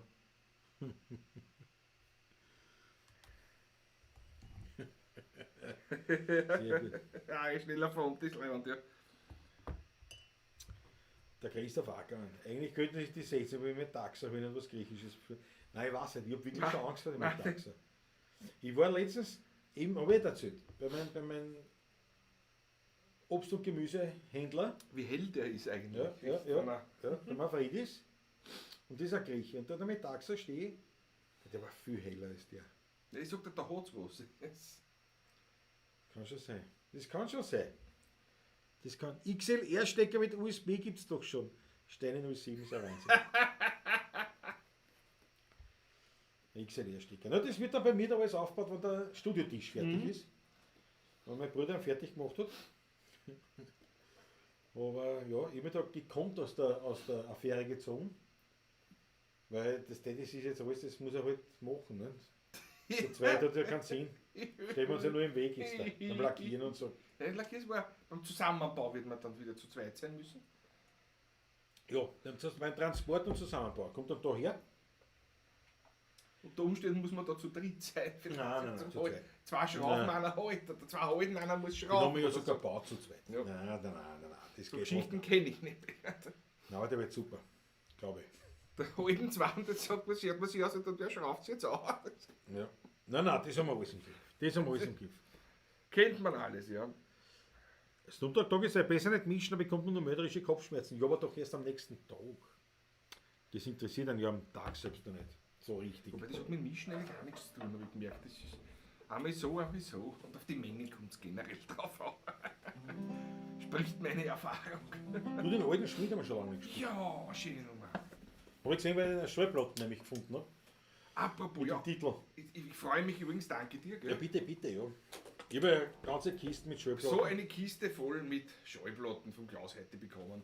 Für mein Archiv, ich freue mich. Ich freue mich riesig, danke dir. Ja, ich freue mich, dass wir heute wenigstens was damit anfangen kann.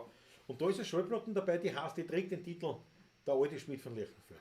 Das werden die drei Lauser sein. Nein, das ist ein Sampler, ein Sampler? ne, Okay. wo verschiedene.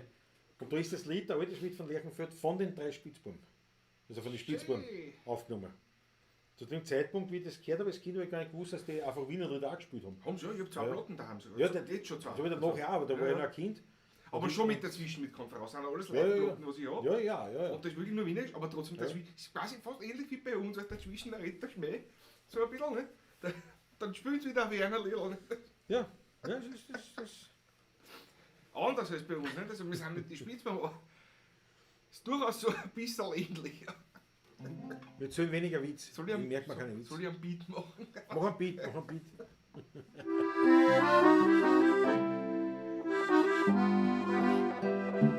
Echt ein schicke Tanz, so wie ich es jetzt gefühlt habe, ja. Weit draußen wo in Lerchenfeld ein ganz alter Schmieden steht. Als Bauer hab ich dort oft beim Tag den Schmied zugeschaut bei seiner Block. Die Fuhrleute haben die Resser gebracht, der Schmied und Gesöhn haben bis in die Nacht das Eisen gekämmt und haben's bohren. Die Funken sind dort lustig gestohlen. Der alte Schmied von Lerchenfeld, der hat kein und kein Geld. Es kommt zu ihm kein kein Kutscher bringt mehr draus zum Schlag. Einmal war ein reicher Mann, hat selber geführt ein Schimmel gespannt. Heut rennt die Zeit, sein Herz ist schwer, es gibt heute keine Vorräte mehr. Still ist jetzt in der Schmieden dort, die Schmiedgesellen sind längst alle fort. Kein Feuer brennt, kein was klingt, der Regen durchs alte Dachel ringt. Der Schmied steht oft noch vor seinem Haus und schaut nach einem Zeige aus. Und rinnen in sein Bord. Es ist hart, wenn man vergeblicher wird. Der alte Schmied von Lerchenfeld, der hat kaum Wein und kein Geld. Es kommt zu kein einziger Wohn, kein Kutscher bringt mehr draus zum Schlag.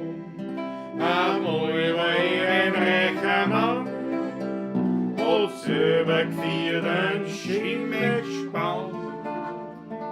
Heut rennt die Zeit, sein Herz ist schwer, es gibt heut keine Vorräte mehr. Mama, ich bin schon da. Ich bin's, der Beute, der Beute. Wirf mir den Schlüssel da oben.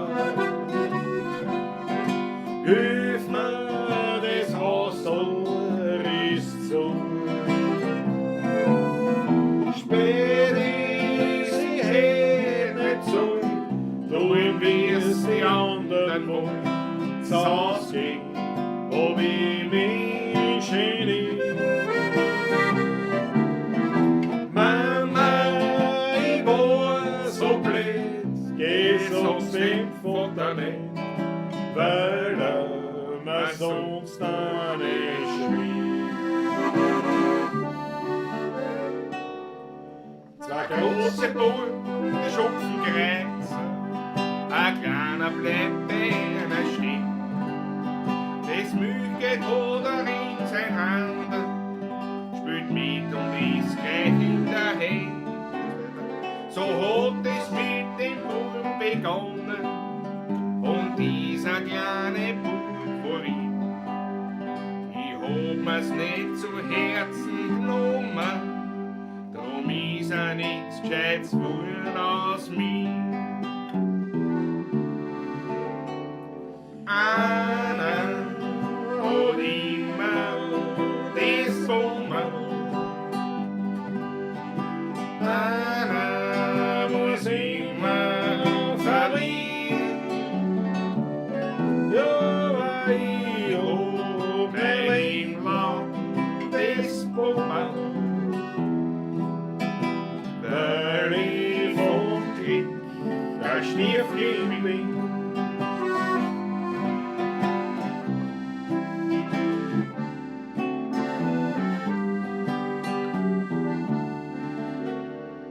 Ein Hinterzimmer in der Vorstadt, ein Gespürwein, ich war dabei. Ob die wird dort wieder befreundelt, zum Schluss wieder ganz allein. Am Anfang hab ich gesetzt, mein Bauer gut, doch später hab ich Schulden gemacht.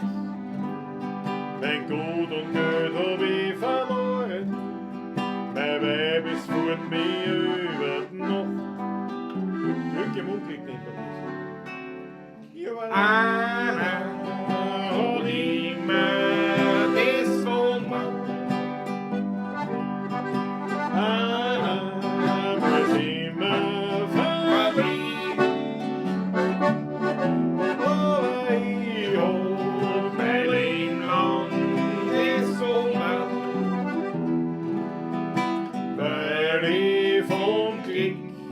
ein Stiefkind bin. Ja, weil ich von Glück ein Stiefkind bin. Sag ich mal so.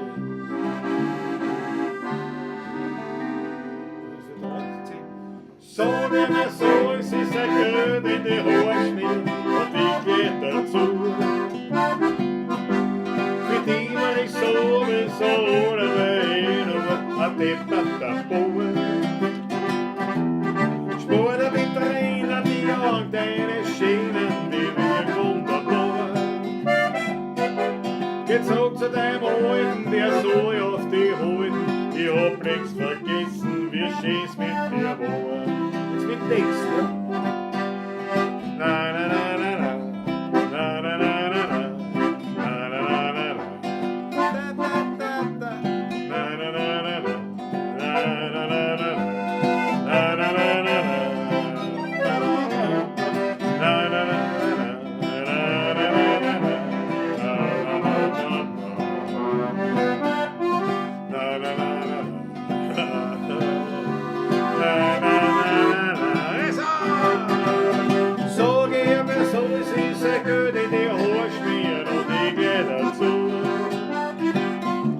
für die war ich so oder weil nur ein depperter Bauer. Spur der Vitrinen, die jagt deine Schienen, die liegen wunderbar. Geh zurück zu deinem Alten, der soll auf die halten, ich hab nichts vergessen, wie schön's mit dir war. Wollt man die? Wir sind eine Wildpartie, so sind die Wildpartie von der Welt. Alle Leute kennen mich, ich bin von der Wildpartie von der.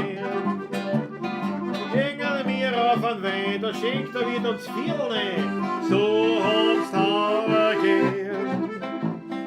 Jeder stimmt ein Liedl, aber jeder von uns singen kann jetzt verstehen zu mir. Wir sind eine Wildpartie, eine Wildpartie, sowohl die Damen als auch die Herren. Wir sind eine Wildpartie, eine Wildpartie, wir sind die Wildpartie von der Welt. Jawohl, ich muss den Zeigefinger Zweimal schon müssen wir drehen. zweimal. Jesus, nein. Ich konnte das Potpourri nicht einfach abbrechen. Nein. Normal- Zuerst einmal Daniel Schlegel. Habe ich schon gesehen, hat eine an schön. Fünfer, es wurde noch zu wenig getrunken heute. Daniela, das stimmt, das kannst du immer sagen. Das kannst du immer sagen, ist fast immer richtig. Stimmt, Hast du, fast, Daniela? ja. Daniela, sehr zum Wohle. Dankeschön.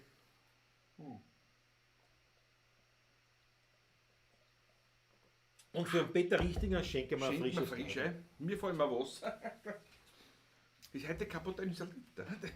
Das gehen wir viel mehr. Ja. Das ist für mich ein hartes Los. Schau. So wunderbar, ja. Ja, der Tupferl für den Geschmacken, gell? Tupferl, ja. Wie man mir gesagt hat, ja. ein Tupferl für den Geschmacken. Den Geschmacken so ein. Ui. Aber ich merke schon, ich glaube, ich muss ja bald einen Stock hergeben. So treibt's schon. Ja, das ist schon ein Ding, ne? Es ist ja kaum verhart, aber es ist machbar, oder? Mach ich schon von der Keller rockt. Jawohl, Goddamn so Junkie. geht Stop-Dog-Doggy-Style, Weltklasse, super. Schaut die Achteln von rein. Ja, So gefällt auf mir den Peter das. Richtinger, Dankeschön für deinen Superchat-Spende. Sehr zum Wohl. Auf die. Ja, zum Wohle, Peter. Prost. So, Patrick, unterhält die Leute, ich bin gleich wieder da. Ich unterhalte die Leute, ja. Und dann machen wir es mit der Den Steirischen. Dampfen müssen, dann machen wir mit der Steirischen was. Ich Was weiß ist denn Arschloch, was war denn das? Timpleparisch, oder? Spielen wir von uns was, oder? Nein, ja, auch, können wir auch was spielen, aber Das will ich schon zusammenbringen. wir müssen es vorzeigen, wie das geht. Den Arschlifter, da haben wir schon ewig nicht gespielt. Mach mal, ich werde den üben. Ja, Während du aufgehst, Üben übe ich, wir. aber Üben wir. geht's mir jetzt beim Üben ein bisschen so zu. Natürlich, ich muss Ist auch spannend vielleicht. Ich meine doch, du musst erst gleich gehen, und nicht sofort, aber macht doch nichts, geh einmal. Ich gehe mal, hab ich gesagt. Passt schon. Alles in Ordnung. Ein Arschlifter, Burschen. Da müssen wir euch dann gemeinsam einmal einschulen. Das geht. Ich hoffe, ich bringe den noch zusammen. Und der Andreas Christi jetzt auf die Finger schauen wahrscheinlich. Glaube ich fast, ne? Bravo, echt gefällt's. Schön. Das ist so schön. Wenn es euch einen Spaß macht. Das taugt mir. Ist da ein bisschen wenig. Ich muss mir noch einen Schluckerl, gebe ich mir schon noch eine. Aber nur ein kleines. So, schmeckt ja noch gar nichts. Der Wein. Aber sonst, jetzt ist das da angeschaut. Was schreibt der Christopher Acker? Ich hätte mich über den Läusel gefreut. Das war jetzt schon, weil er heute nicht gekommen hat. In Läusel, ja, machen wir heute, versprich das. Wenn ich Klaus überreden kann, machen wir ihn in Läusel. Ist eine wunderschöne Nummer. Absolut leibend die Nummer. Es gibt einen Arschlöch. Nein, Snoop Doggy Style, das ist kein Arschlöcher. Der Arschliff der Bayerische. Wir werden das dann sagen gleich. Sobald der Klausi da ist, werden wir das machen. Ist nämlich durchaus praktisch, wenn man besonders bei einem Weißbierabend sitzt, also kriegt der Weißbierabend eine völlig neue Dimension und also eigentlich nicht, mit dem Arschliff der Bayerischen. Ich muss mir den wirklich kurz einmal anschauen. Verzeiht mir das kurz, aber da hat er mich jetzt wirklich überrascht, der Klausi. Der kann manchmal gelingt es ihm. Aber wirklich, da gelingt es ihm wirklich, dass er mich überrascht. Das ist ein Wahnsinn. Überraschung, ist mir schon wieder gelungen. Ja, mit dem Arschliff der Bayerischen. Aber Den haben wir schon lange noch gespielt. wir haben schon lange nicht gespielt. Vielleicht haben sie schon gemeint, es gibt einen Arschlöcher Bayerischen und so. Nein. Nein. Es hat mehr was mit Weißbierabend zu tun, aber so ein Weißbierabend kriegt eine völlig neue Dimension. Ich werde es gleich mitkriegen. Das haben schon, ja? Hat ich gesagt, ja, ja. Das ist ja alles, aber. Er ist der Frau da richtig, ja, da habe ich mir auch einen Schluckerl habe ich mir noch reinladen müssen. Also üben wollte ich, sagt der andere schon mal. Also ich rede schon wieder. Nicht So, geübt, aber aber wir müssen es früh machen und. ja, unbedingt.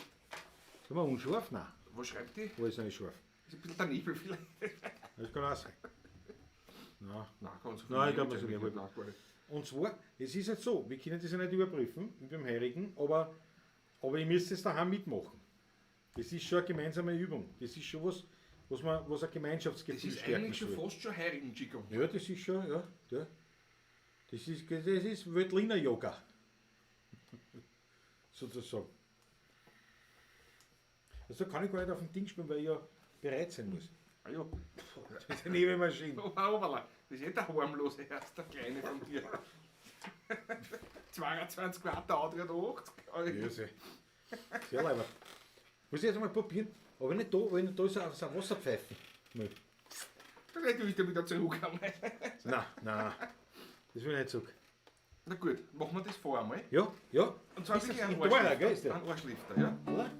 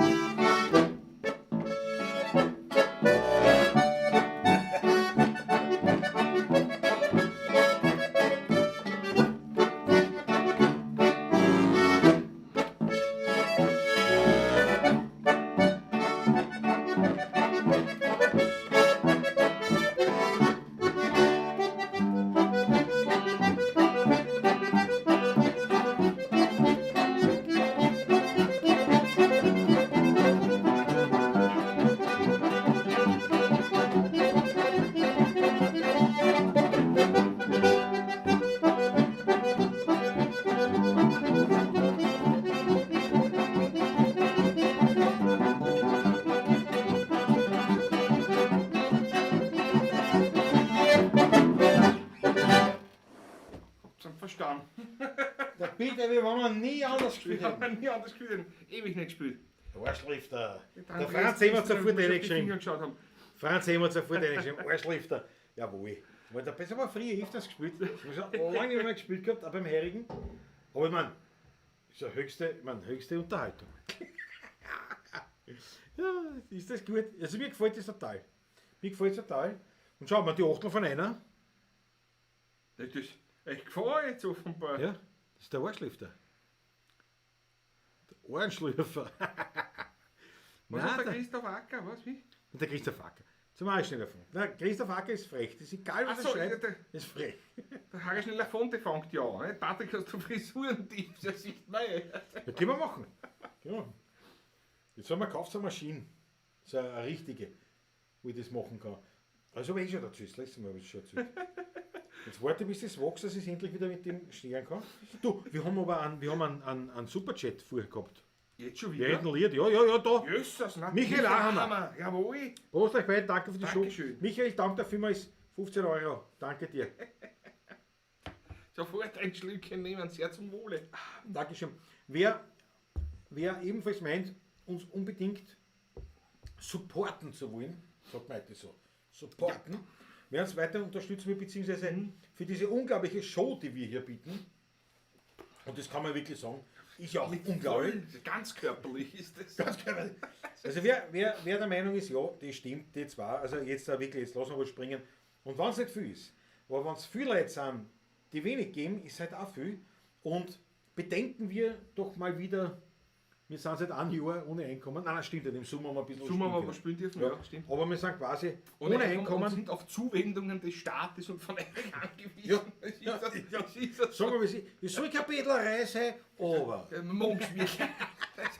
Also bitte, ihr seht es eingeblendet da unten, da steht alles, was dazu führt, dass ihr uns was zukommen lassen könnt. Wir lassen quasi den virtuellen Hut durchgehen, auch in der Videobeschreibung findet ihr die entsprechenden Daten, also sprich auf gut Deutsch, eine Überweisung oder über PayPal. Schreckt sich nicht, wenn da steht, Klaus lebt, ich teile es mit Patrick auf. Quasi, Ja, mehr oder weniger. mich auch dann wieder. Meine liebe Frau schreibt gerade, bitte ein Wunschlied für die Hager-Mädels. Ich suche mal gleich. Naja, das machen wir. Müssen doch. wir. Müssen wir. Das Gleichgewicht können wir machen. Alex, ich freue mich schon, wenn du in Hering wieder aufsperrst. Natürlich gibt es bei der Hager Alexander auch die Wein, ne? Einen Grafwein. Du bist lachen, ich freue mich auch, wenn es aufspielt. Wir werden einmal spielen. Darf ich auch wieder kommen? Wir werden, ja, wir müssen spielen, weißt du, dann. Darf ich mir nur checken, kommen? Einfach nur checken. Einfach nur hinkommen und was nix und nichts. Ich mag alles schon was Einfach nur schenken. Ja, ich will spielen. Ich will spielen. Für Leute, für richtige Leute. Ja, Nicht das- nur für der Linse. Das geht mir so, aber es geht mir wirklich schon. Jetzt, das ist von zum Warnau. Nein, das sind Da ist schon wir- das wir- gut. Arschlüfter und Darmseiten sind passend. Das ist aber ein guter Hinweis. Das ist ein guter Hinweis, Harry. Die Darmseiten. Eine gute Geschichte, ja. Müssen wir eine zweite Gitarre mit haben? Müssen wir sagen, so für das nun folgende Lied muss ich die andere Gitarre nehmen, weil das sind nämlich Darmseiten. Echte drauf. Darmseiten. In Wien hergestellt. Ich sage jetzt nicht, welche Firma, der macht sie nicht. Ja, wer macht denn die Darmseiten? Ich weiß nicht, welche Arschlöcher wird schon machen. Ja, Die ausrangierten Politiker. ja, ist auf jetzt da. Wir sind eine korrekte Sendung. Ja, Ja, habe ich nichts gesagt. du kannst ja von den Darmseiten der Politiker reden. Ich möchte es nicht so genau Wenn wir wissen. die anderen Seiten aufdecken. Du, in C-Dur ist es, glaube ich. Haben Ja. wir das richtig gemerkt? Ja. Ja. No? Da bin ich. Ui, Christoph Acker, 2 Euro. Ui, Nimmst Christoph. noch einen Schluck und dann bitte in den Läusel. Super. Läusel haben wir schon lange gespielt. Ja, machen wir noch gerne. Kommt, Ja. ich habe dann versprochen, ja. Du hast ja versprochen. Ja, während du. Ja. Was ist noch anderes passiert, wenn ich erledigen nicht da war? Nix, sonst nix Das Wichtiges. wissen, was er noch alles. Oder ich kann. Oder ich nichts verkauft oder was? Oh ja, dabei habe ich einen Teppich verkauft und dann. Das ist ja die Pickel an der Gitarre. Du, der ist weg. Da hat der Kramkarten. Warte, Superchat. Halt, Alexander Hager, bist du gescheit? 54,99 Euro. Alex, das ist ja Wahnsinn, Herz. Das ist ja Das wahnsinnig. ist aber. Danke euch. Das ist ja wild. Ja, da muss ich noch einen Danke, Schluck nehmen. kriegst du Pussy. Danke, Herr Danke Schulz. euch. Alexander Ager, das Danke ist ganz euch. lieb. Aber, Die ich mein, sitzt aber im gleichen Boot wie mir, weißt du? ja, ne? Danke dir. Ja, das ist ganz leibend, danke schön. Acker, da nicht ein Beispiel. Na, wie hab ich immer gesagt, Christoph, was passt? Christoph. Na, was passt? Was Der passt? Schwitter frei. Ich weiß nicht. Aber es ist wirklich so, man merkt das zum Beispiel, wie der Zonko gesagt hat, beim letzten Brennraum, für die Bikers Voice, das ist eine Gruppierung, die auch die 16er-Buben unterstützt, also die auch von den 16er-Buben unterstützt, so muss man sagen.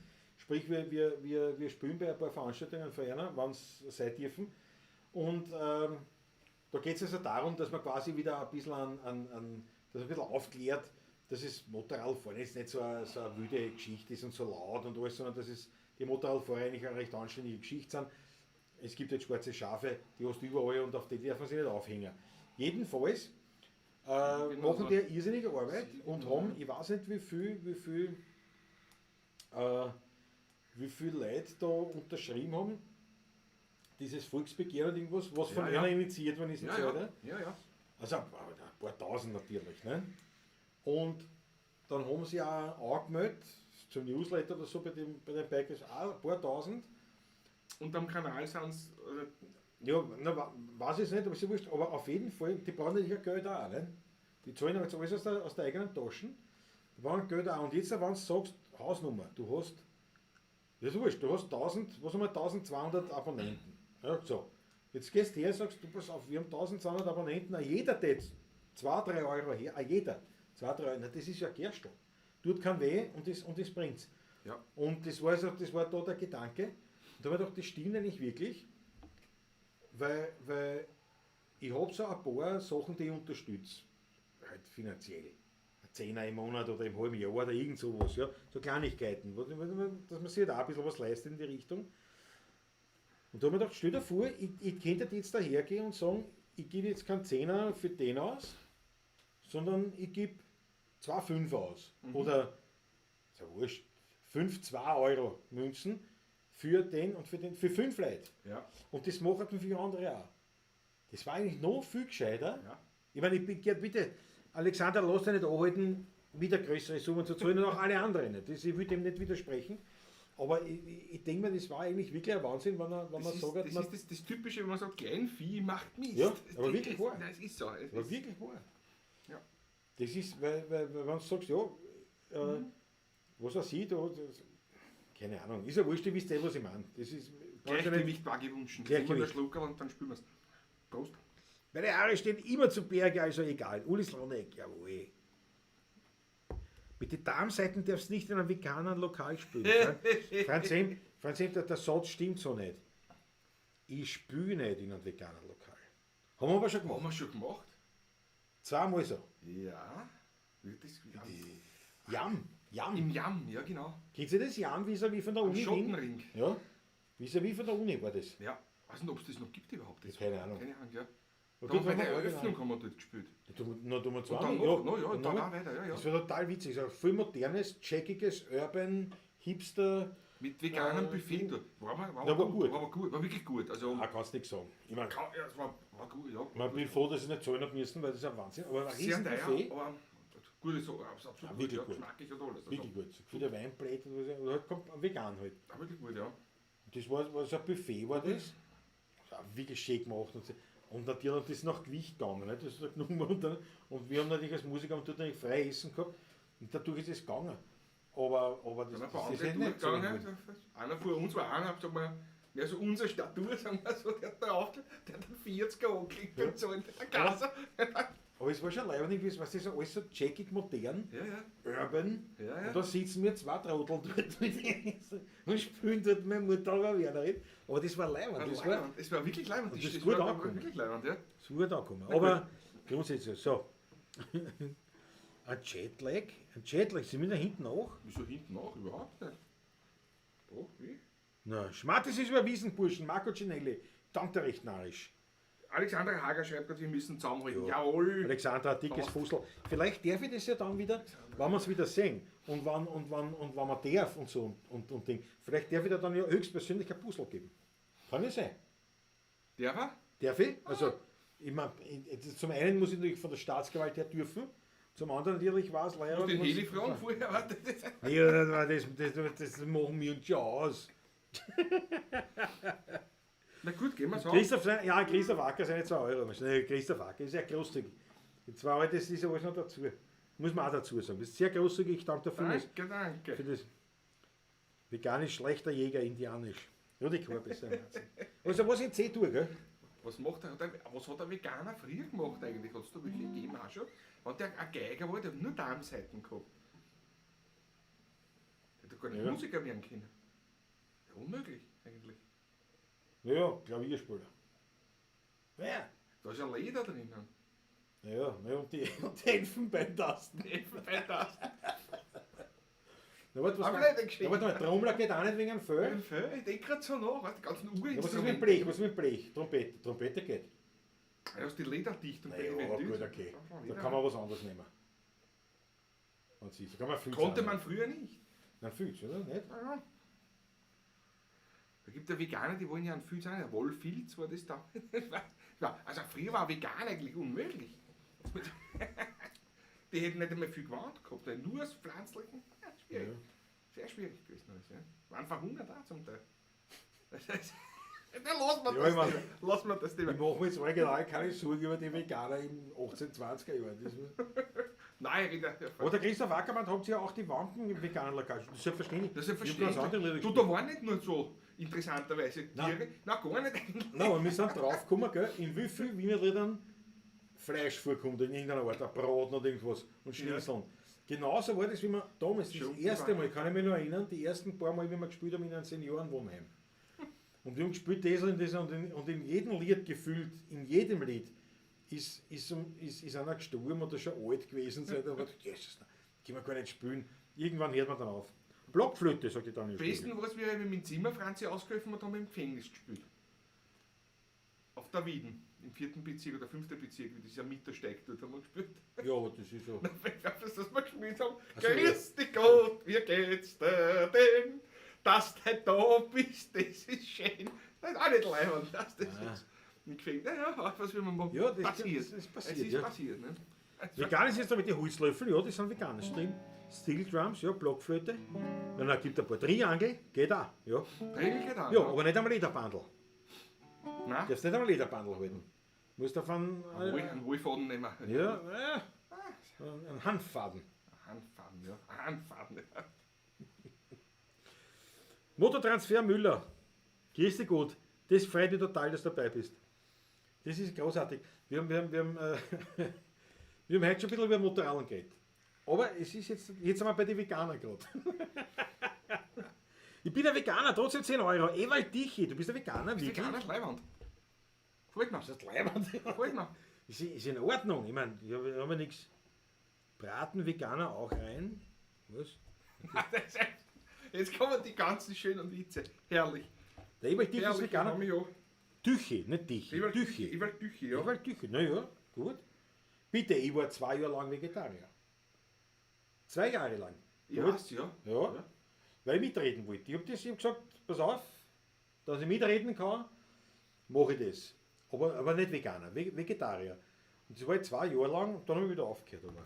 Der Gürtler Rollens ist auch Vegetarier zum Beispiel. Ja, Ja, ewig. ewig schon seit der 30 ist oder was, oder beschlossen. Monika Neumeier, sagst du, da war ich einmal dabei im Seniorenhaus in Wien. Ja, da haben wir viel gespielt früher. Aber die ganze erste Mal, das ist uns, bei jedem Lied ist uns eingefallen, ist das nice. Ist das nicht? Vor allem, da Aber- waren meistens gerade an dem Tag wirklich Leute im Publikum, die wirklich schlecht beieinander waren. Ja, Also, das ist- ist ganz schlecht. Also, eigentlich dachte ich, man, Was schaut der überlebt er unseren Auftritt überhaupt noch nicht manche, ne? Das Du war musst schon- nachschenken. Aber Der Ewald Tüchi, 15 Jahre ist er schon Veganer. Bist du deppert. Das ist aber auch mächtig. Nein, vegan habe ich nicht durchgezogen. Also 2 Jahre lang Vegetarier. Das, ja. Aber das war zu einer Zeit, da war das echt noch schwierig. Du hast also auswärts. auswärts, ja, ja. Ja, du hast was soll die Läden, du hast nicht beim Billa irgendwas Gescheites kaufen können. Heute kriegst du alles. Heutzutage vegetarisch leben überhaupt kein Problem. Vegan überhaupt. Vegan überhaupt, ja, aber da gibt es wieder so. Weil bei mir früher, und in den Lokalen hätte es Ja. nur gegeben, ja, Knädel mit Eiernockerln und die Gemüseleibchen. Und viele haben einen Fisch am vegetarischen Karten gehabt, das war immer lustig, das hat mich immer angehabt. Oder ein Pute, aber das macht mir auch gehabt auf der vegetarischen Karten. In einigen Lokalen. Ja, gut, aber Fisch war oft. Fisch war oft, ja. Da ist mir oft dann immer dann Nierwarani eingefallen. Nicht? Und ich gesagt, sind Sie Veganer? Ja, ja, alles außer Fisch. Nicht? Also kein Fleisch außer Fisch. Nicht? Sagt, das geht ja nicht. Nicht? Weil wenn Sie sagen, sind Sie Raucher? Ja, ja, und außer Winston und Marlboro. Ja, genau. Klausen seine 2 Jahre Eisdiät, ja. Na gut, wie gesagt, das habe ich alles essen. No, vegetarisch ist nicht schwer. Vegetarisch tue ich wirklich mir auch nicht schwer, nein. Überhaupt nicht. Und ich habe, wie ich dann beschlossen habe, dass ich wieder Fleisch esse, habe ich 2 Wochen lang kein Fleisch gegessen. Also es war nicht so, dass ich wieder gehungert habe nach dem Fleisch. Das war nicht. Und es war schon, die Zeit hat mir schon sehr viel Bewusstsein für die Ernährung hat mir das schon geschaffen, muss ich ehrlich sagen. Warte, ich bringe dir noch Wasser, ja? Ja, bitte, ja. Na, warte, ich hol mir's da. Willst das du? Ja, ich hol's. Ja, sonst eh nichts. Ja, eh. Ich wollte die ganze Zeit das Gleichgewicht zu spielen für die Familie. Ja, dann spielen wir jetzt eh. Aber jetzt musst du ja Schon Wasser eine bringen. Viertelstunde vergangen wieder. Ja, das, weil wir heute ins Reden gekommen sind. Ja. Nein, aber das mein Veganer, das hat mich nicht. Aber es ist halt die Ernährung selber. Wie einer will, nicht? Was mir mehr stört, sind die Sektierer. Aber das ist ja oft so in jedem Bereich, gell? Ja. So, da war er, ja. Da fällt mir nur so ein veganer Witz ein. Das ist lustig, denn das lieb. Dazu. Warum essen die Veganer kein Händel? Nein, weil da Ei drinnen ist. Mir gerade eingefallen. Ich möchte mich recht herzlich entschuldigen. Der Patrick ist lieb und wirklich sehr bemüht. Aber halt, Ich bringe zu viel Wasser schon ein wieder. bisschen ein Talm ist auch. Danke. Also, ja. Was ist aus dem Kühlschrank nehmen? Ja, es ist nicht sehr kalt. Ich weiß nicht, ist der Kühlschrank nicht aufgetragen? Das passt da eben nicht mehr. Das taugt mir. Was ist Daniel Stögel? Mein Bruder, der normalerweise viel auf Tour ist, meinte auch, dass Auswärtsessen als Wege bzw. Veganer immer noch sehr schwierig ist. Ja, aber viel leichter. Wie ich Vegetarier war, da hat es bei einem Wirten am Land überhaupt gar nichts gegeben. Nein. Gemüseleibchen. Ja, und Das die war's. waren nicht selber gemacht, sondern die waren Ja, das immer waren alles die Eingefrorenen. eingefroren.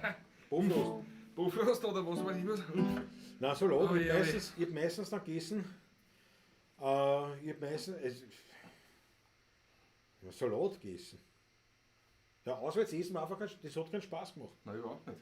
Bei relativ guten Wirten. Bei sehr guten Wirten war es leibend. Also das war ganz lässig in Heimlokalen zum Teil. In manchen total versagt. Manche, ich sage nicht wer es ist, oder manche haben total versagt. Aber eins, was wirklich eine Welt war, das war, wie ich mein Haus gekauft habe in Botschenau, Huckling Welt, meine Klause. Da war ich mit meinen Eltern, bin ich dort schon öfters dann vorbeigefahren, weil wir so diverse Häuser schon mal angeschaut gehabt haben. Ne? Da habe ich immer meine Eltern gehabt. Meine Mutter war das quasi mein Immobilienbüro. Nicht? Die hat immer Kann man geschaut. so sagen, Die hat immer vorher geschaut im Internet, was zahlt sich überhaupt aus, was nicht zum Anschauen und so.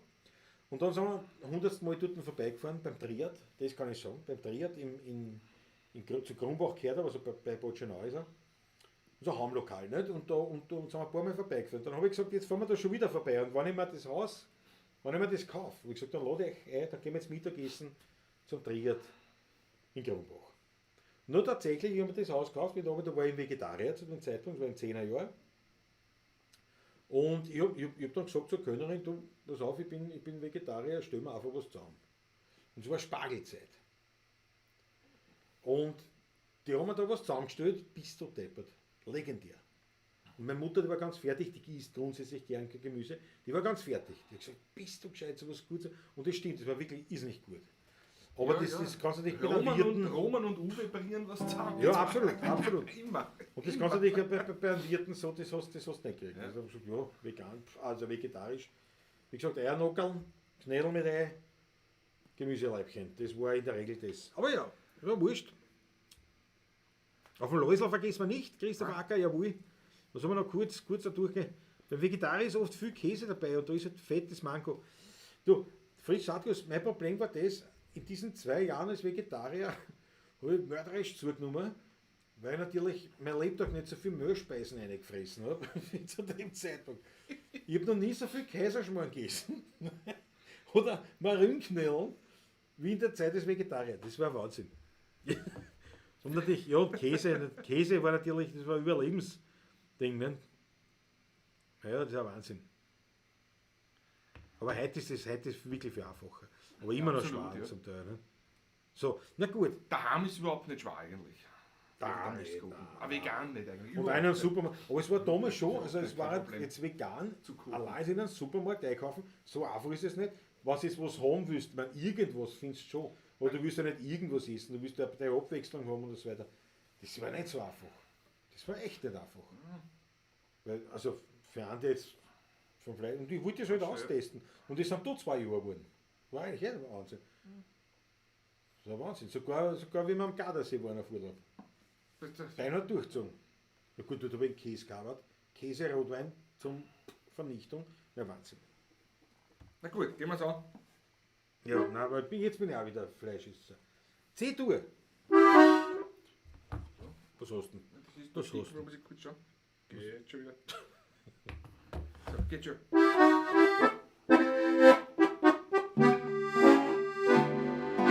Ich geh gemütlich heim, da steckt noch wer am Tag. Herrgott, nein, was hab ich geflucht, was am Soffene auf der Gosse sucht. Hat der Lackel bläht, was suchen sie auf der Rehe? Da hab ich diesem Grobian erklärt. Ich such mein Gleichgewicht auf alle Viere, weil anders find ich's nicht, weil das schwierig. Ich hab's bestimmt noch gehabt, vor einer Stunde. Jetzt gröll ich und als wie ein Hund. Ich such mein Gleichgewicht, das brauch ich wieder, sonst haut's nach jedem Schritt wieder nieder. Und wenn ich's gefunden hab, soll ich ein Dopplerwein. Fangt er dann wieder an, die umeinander Grölerei. Bist du dran? Nein, das ist nicht schön. Die Leute glauben, ich lerne gehen. Da würde ich auf die Knie da rutscht und wie ein Baby die Krawatten lutscht. Da schreit der alte Mann, so laut als er nur kann. Jetzt sieht die Leute schon Hund wie der Menschen an. Ich suche mein Gleichgewicht auf alle Viere. Ja, das finde ich's nicht, nein, Nein, das ist schwierig. Ich hab's bestimmt noch gehabt vor einer Stunde. Jetzt gerade alles wie ein Hund. Ich suche ein Gleichgewicht, das brauch ich wieder. Sonst haut's auf jedem Schritt mich wieder nieder. Und wenn ich's gefunden hab, soll ich ein Liter Wein. Fangt er dann wieder an, die umeinander Grölerei.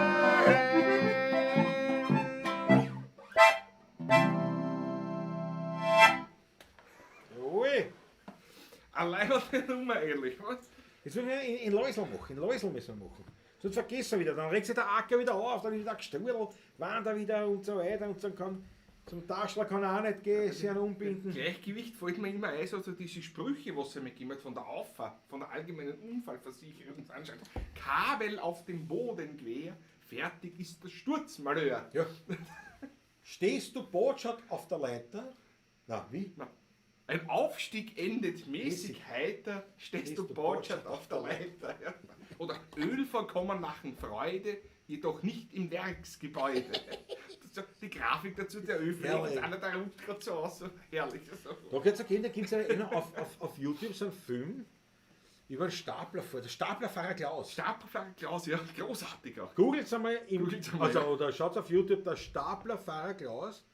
Das ist ein Sicherheitsfilm aus den 80er, 70er Jahren. 70er, glaube ich, noch ist das sogar. Ja. Das ist super. Aber mit allen Tricks arbeiten Hier sie. sehen Sie Klaus. Klaus hat soeben seinen Staplerführerschein. Ja, und gemacht. aber er reißt Er den geht Kopf zu ab seinem und alles. ersten Arbeitstag. Ja, ist aber Nicht nur leid. er, sondern die anderen auch. Ja, ja, die verlieren den Kopf und Die Hände. das ist ein Der Wahnsinn. andere hat das Stanley-Messer im Hirn stehen. So. Schaut eine. Schon lange, Jahre nicht mehr. Tiefste Empfehlung. Staplerfahrer Klaus auf YouTube ist schauen. Der Weltgeschichte. Das muss 70er Jahre. Klaus, wir haben doch gelernt, so macht man das nicht. Was kann hier passieren? Großartig. Der fährt Vollgas durch die Lagerhalle und reißt irgendwann in Schädel. Das ist ein Wahnsinn. So grandios. Lied, Passflasche. Ja. So, pass auf. Läusl haben wir gesagt. Boah, Läusl. Läusl, eine eigene Position, die wir quasi als eine Hommage an Ludwig Hirsch geschrieben haben. Der Text ist von der Monika Kuri, Ja. die ja auch einen Text geschrieben hat von der Heißlerfrau. Und was noch zum Beispiel? Von ein paar Lieder. Habibi ist von mir Habibi zum hat es Beispiel. geschrieben, ja. Und die Viechallergie ist auch von ihr. Ja. Schau, eine Frau, heißt das Lied. Auf der Schoß von der Mama. Ja, genau, da hat sie einen Text geschrieben. Ja. Also einige Texte hat die Monika Kuri geschrieben und unter anderem auch in Läusl. Und den habe ich vertont und da haben wir dann gesagt, machen wir eine Hommage an Ludwig Hirsch, deswegen vor allem das Intro ist natürlich entlehnt, wobei wirklich nur die ersten 4 Töne, Ja, genau. aber die reichen schon aus, die ersten 4 Töne von der Oma von Ludwig Hirsch. Also ich hoffe, es gefällt. Das gewünscht vom Christoph Acker, spielen wir gern. Es gehört viel mehr trunken, sagt der Alexander Ager. Das stimmt. Trinken wir was dazwischen. Zum Wohle.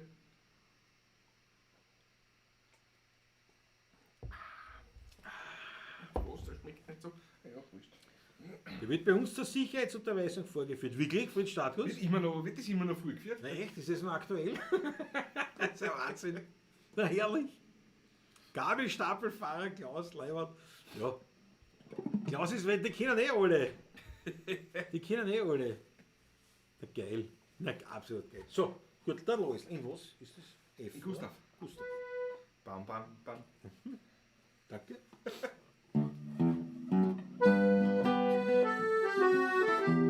Und dann?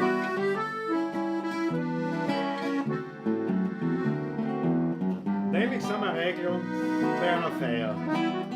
Gemeinsam mit der Grube und die Meier. Oh, das war so festlich und so elegant. Die Gäste waren alle im Sonntagsgewand. Im Anzug und Krawatten waren die ganzen Ehegatten. Die Damen im Kostümchen nobel und doch schlicht. Es ist so schade, es ist so schade, es ist so schade, dass das der Läusl heut nicht sieht.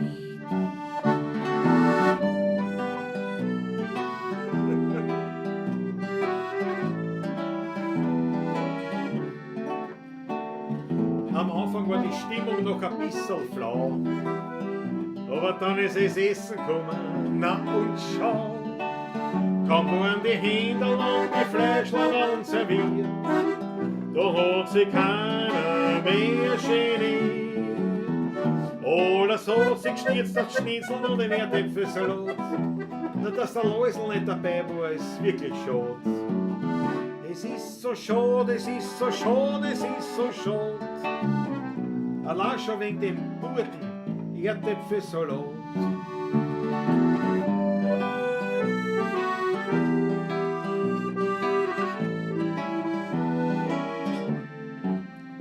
Dann kommen noch ein paar Achtel Schnapsel zum Verdauen. Die Achtel rennen, so schnell kann's gar nicht schauen. Und dann werden schon die alten Lieder gesungen. Und das Tanzbein wird geschwungen. Die Meier tanzt Lambada und der Gruber ist kein Vater. Hat sich sie dazu, der Tisch spricht so, ein gesturner Bube. Es ist so schade, es ist so schade, es ist so schade. Da fällt der Läusl noch dazu.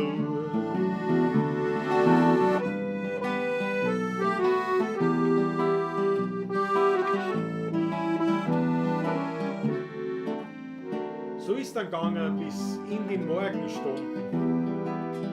Das hätte der Läusl als sicher leibend gefunden. Ja, das eine, das sag ich euch. Dem Läusl seine war die schönste Leich. Es ist so schade, es ist so schade, es ist so schade. Der Läusl ist tot.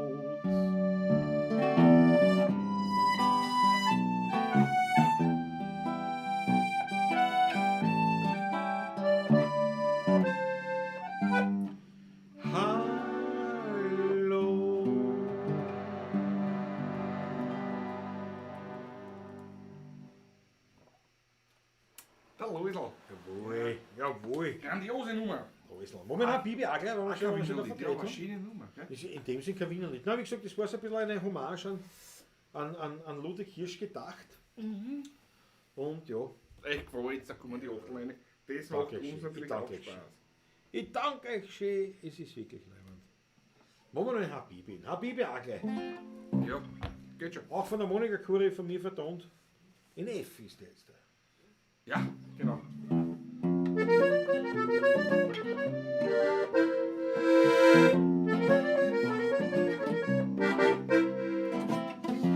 Jahre schon wohnen wir im gleichen Haus.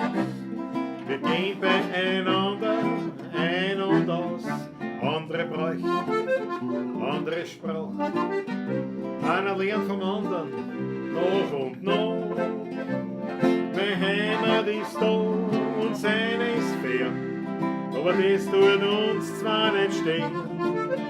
Wir haben viel erlebt, waren im Unglücksverein. Ja, wir sind die besten Freunde. Habibi nennt mich mein Haberer. Ich sag, er ist mein Freund. Ich bin ein Wiener und er ist ein Araber. Doch ist dasselbe damit gemeint. Habibi nennt mich mein Haberer. Ich sag, er ist mein Freund. Ich bin ein Wiener und er ist Araber, doch ist dasselbe damit gemeint.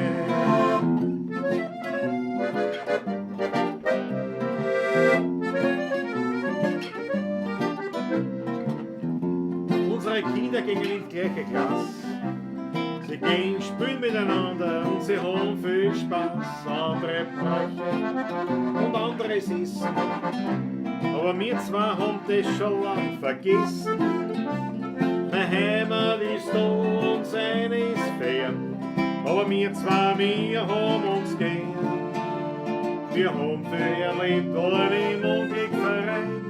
Ja, wir sind die allerbesten Freunde. Habibi nennt mich mein Haberer. Ich sag, er ist mein Freund. Ich bin ein Wiener und er ist ein Araber, doch ist dasselbe damit gemeint. Habibi nennt mich mein Haberer, ich sag, er ist mein Freund. Ich bin ein Wiener und er ist ein Araber, doch ist dasselbe damit gemeint. Mein Freund.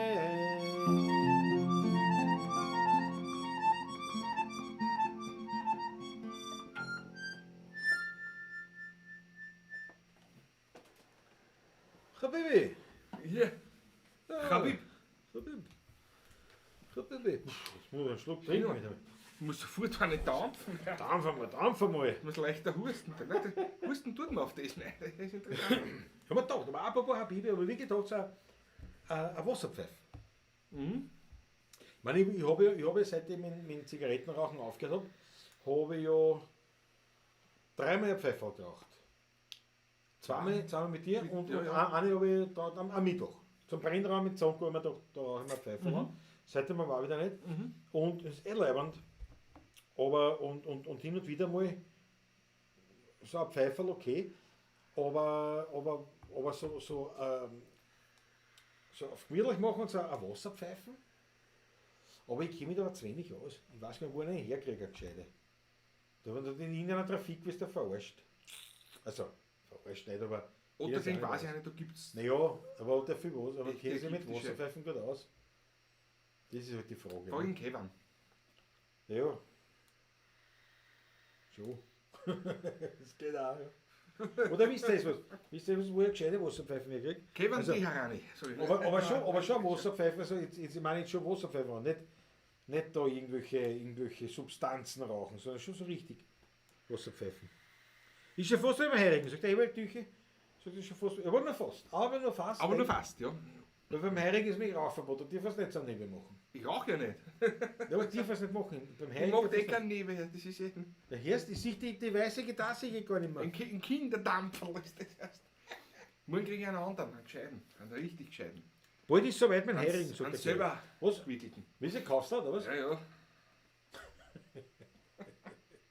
Mit Mesh. Das selber wickeln? Du brauchst nicht wickeln, du brauchst nur dieses Meshbandel einkleben und drunter die Warte mehr. Ich verstehe. Brave Tiere. Brave Tiere. Das macht dann nicht Dampf, sag ich dann. Ich bin gespannt. Da müssen wir Das ist ja dann, so ein Verrater unter.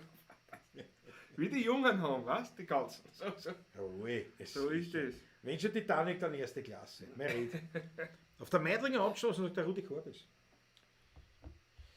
Ach, ist weit weg. Meidling ist weit weg. Und die kann ich nicht mit dem Motorrad holen, weil dann mit einem Rucksack vielleicht. Weil man, wie wenn das transportieren, nicht, wenn das so unmöglich ist. Ich habe schon mal eine gehabt. Meidling Abschluss ist die Trafik, der Fischer ist das, ja, genau. Ja. Also, das man kann.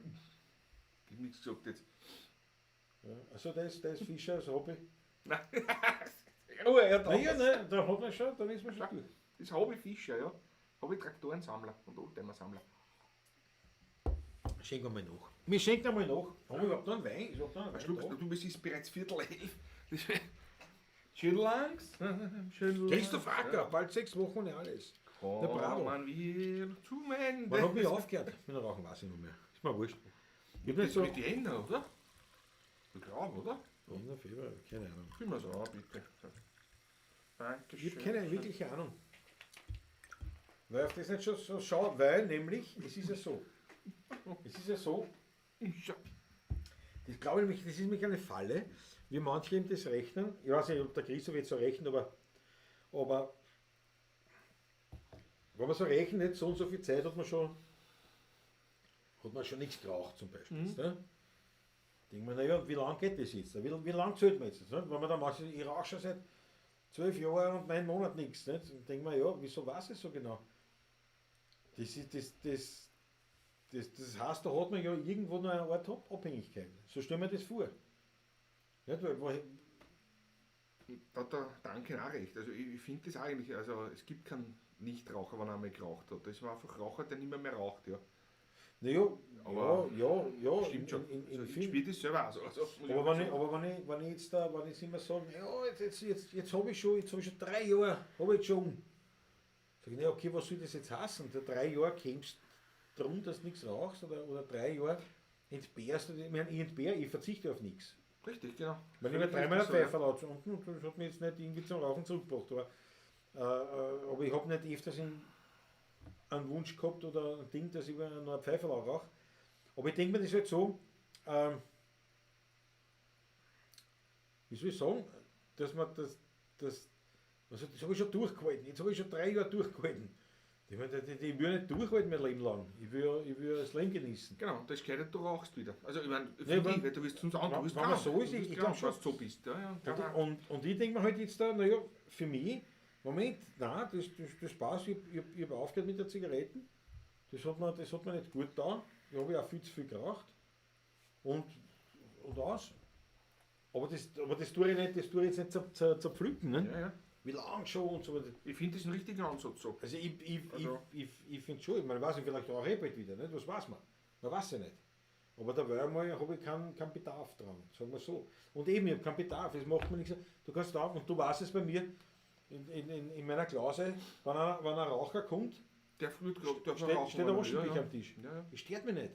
Das ist überhaupt, das Thema ist für mich erledigt. Ja, von dem her. Und da muss ich nichts durchhalten oder aushalten. Deswegen, das muss man ein bisschen analysieren. Oliver Grün ist da. Servus. Grüß dich, mein Lieber, ich freue mich. Du bist fertig mit deinem Stream? Wir noch nicht. Oliver, wir Machen dann wir noch. gleich, aber gleich auch. Ich glaube, ich bekomme nichts mehr zum Trinken. Sagt der Gary 1.0 erst, was ist los? Was hast du bekommen? Ich gesagt, da musst du schauen. Da musst du schauen. Geht ja nicht sonst. Ebertüche, keine Spaltung, sondern ein Zaumruck. Jawohl, so geht So es. geht's. Genau, so ist es. 10.2. war die letzte und ich will nicht mehr anfangen. Ja, Na, Christoph Wackel war kein, es ist mir nur eingefallen in dem Zusammenhang, war keine Schelte, den er sagt. Sehr leibend, na bitte. Und der Christoph hat nicht viel geraucht, nur wenn er mit mir zusammen war. Ja, das ist wie bei mir. Ich habe ganze Woche nichts geraucht, weil wir Klasse zusammen war, ein Bubenwochenende. Nein, mit am Tag 2 Packen. Nein, so viel eins habe ich geraucht am Tag. Du 3 wahrscheinlich so ungefähr. Wie wir im Sommer, wie wir gehabt haben, Das war schon großartig. das Open Air beim Höfler Michi, beim Ausblickheirigen, da waren wir vor dem Motorradtraining in Bachfurt, der Christoph Acker war mit und da sind wir aber Motorrad gefahren. Und da sind ihm schon die Schick ausgegangen. Hat von mir geschnarrt. Und dann, naja, da beim Heirigen kannst du dir vorstellen, ne? Das ist dann weitergegangen. Ist ja das so.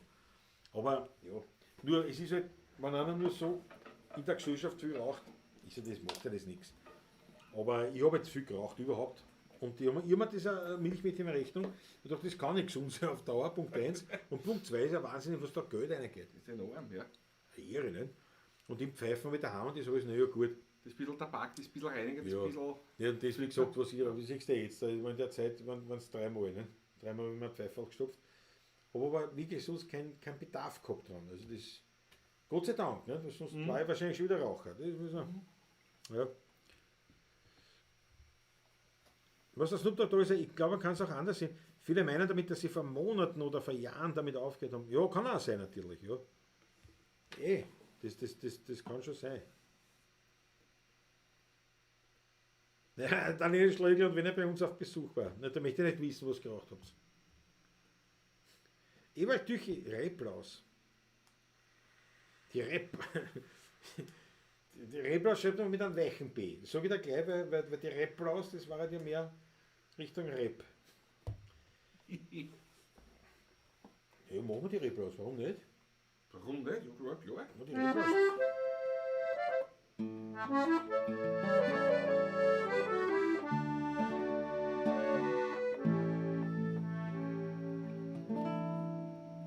Schön.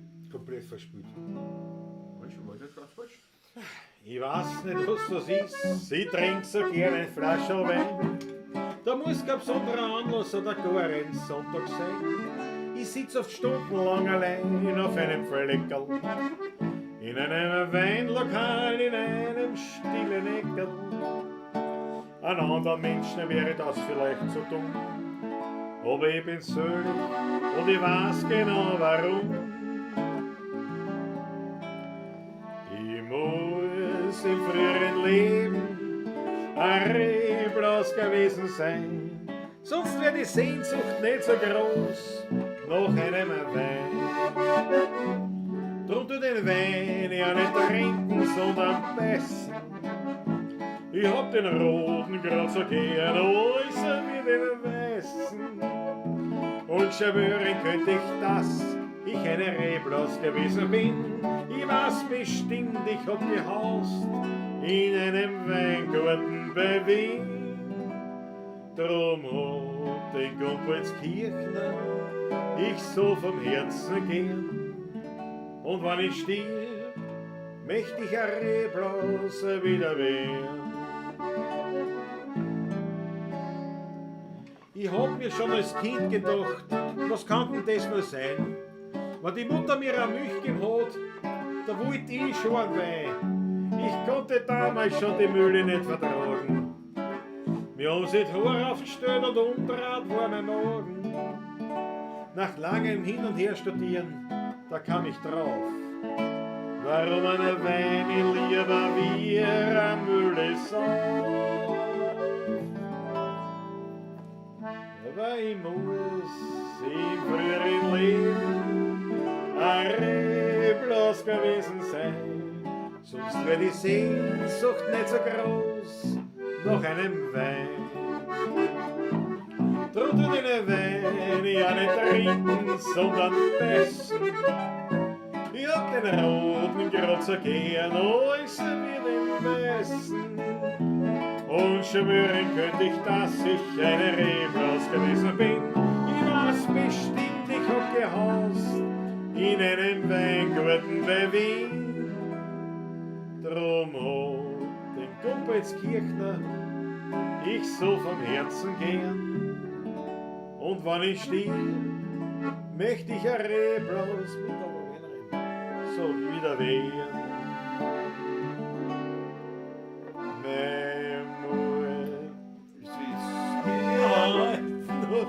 Seine Erinnerung, als ob's gestern gewesen wäre.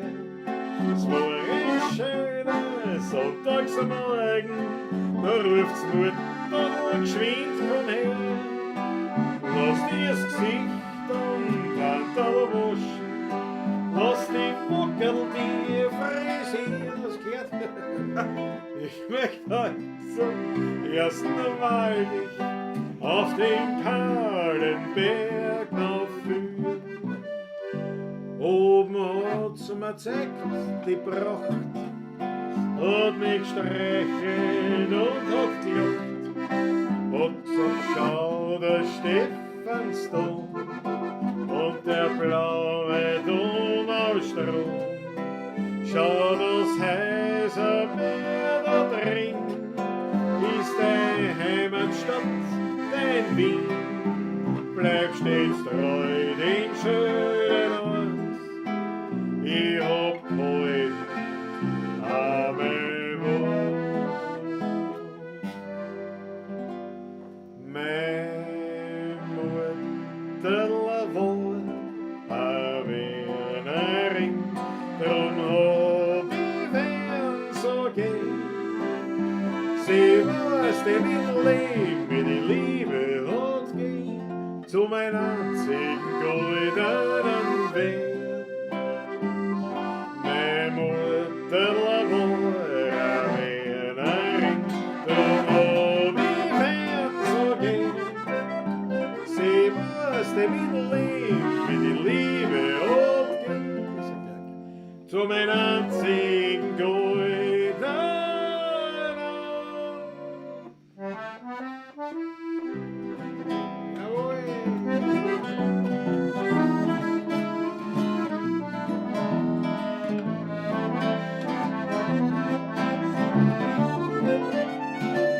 Ich hab am Weingarten am Piesenberg. Ich bin dort gern, der mich kein Mensch dort steht. Ich schau den Rhein dort beim Wachsen zu. Ja, ich hab dort mehr Geld. In meinem Weingarten am Piesenberg dreht sich weder recht noch nicht verkehrt. Man kann die Vogel dort noch singen hören und am Himmel da siehst die höchsten Sterne. Und noch ein Regen sich die Wolken erst verzogen. Dann sieh ich über in einen großen Regenbogen. In meinem Weingarten am Piesenberg, das Fleckerl lernt es mir allein nicht kennen. Dort wächst, ich sag's ganz nebenbei, das allerbeste Trepfelwein.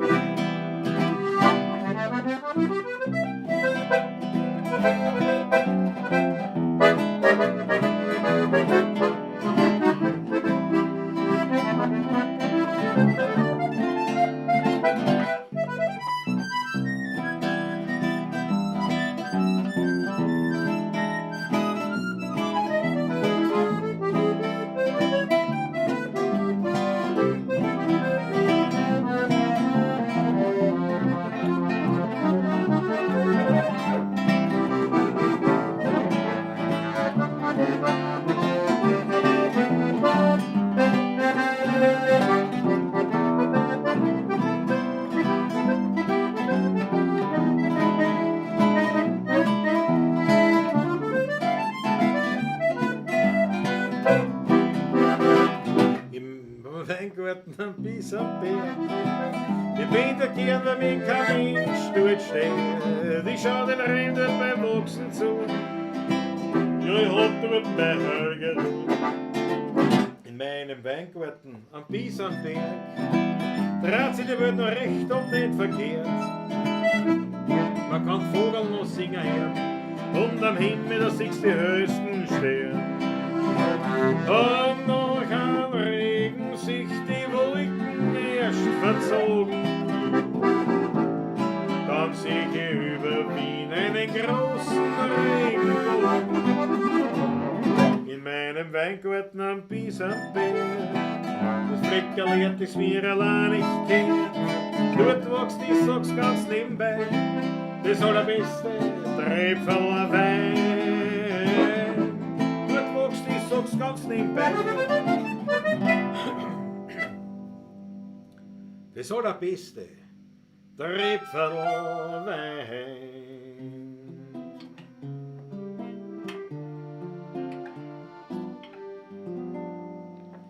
Zwischen Nussberg und Donau, am Rande von Wien, da liegt ein ganz kleines Dörfli mit kleinen Häusern darin und gleich bei der Kirche ums Eck. Da liegt die Busche Schanktaschler versteckt.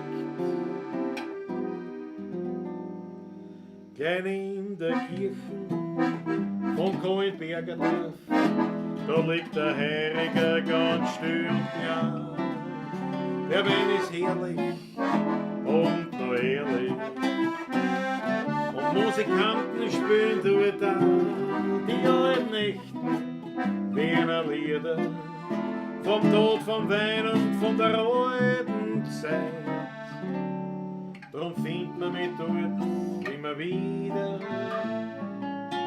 Und ich find dort Gemütlichkeit.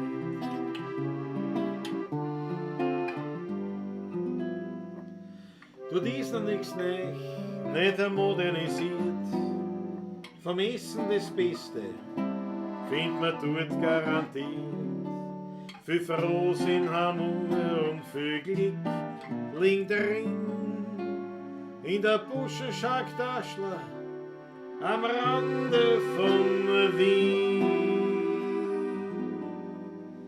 Gleich in der Kirche vom Kohlbergerdorf, da liegt der Herriger ganz still und klar. Der Wein ist herrlich und noch ehrlich. Und Musikanten spielen dort an die alten echten Wiener Lieder, vom Tod, vom Wein und von der alten Zeit. Drum findet man mich dort immer wieder. Und ich find dort Gemütlichkeit, Gemütlichkeit. Und ich find dort Gemütlichkeit.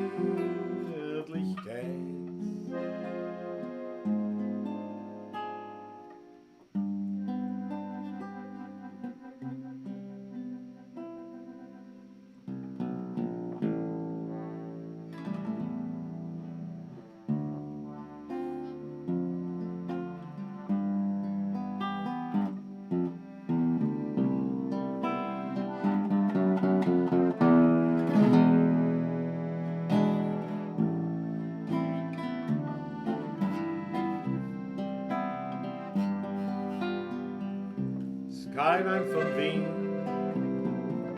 du lebst in mir drin. Es kann kommen, wer will, dem noch keiner hin. Du beruhigst mich und du bist mir vertraut. Du bist mächtig, manchmal auch zerbrechlich.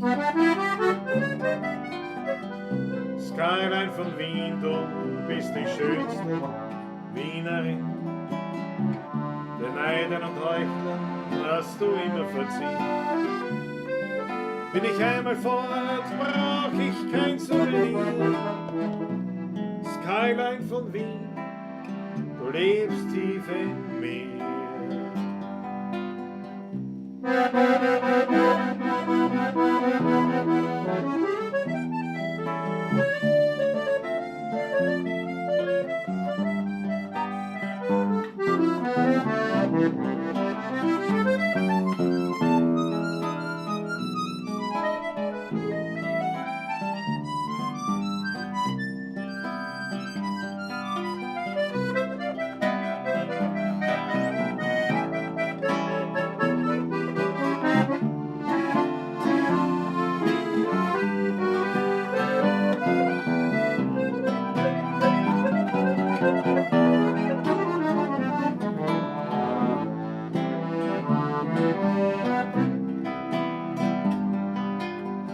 Skyline von Wien,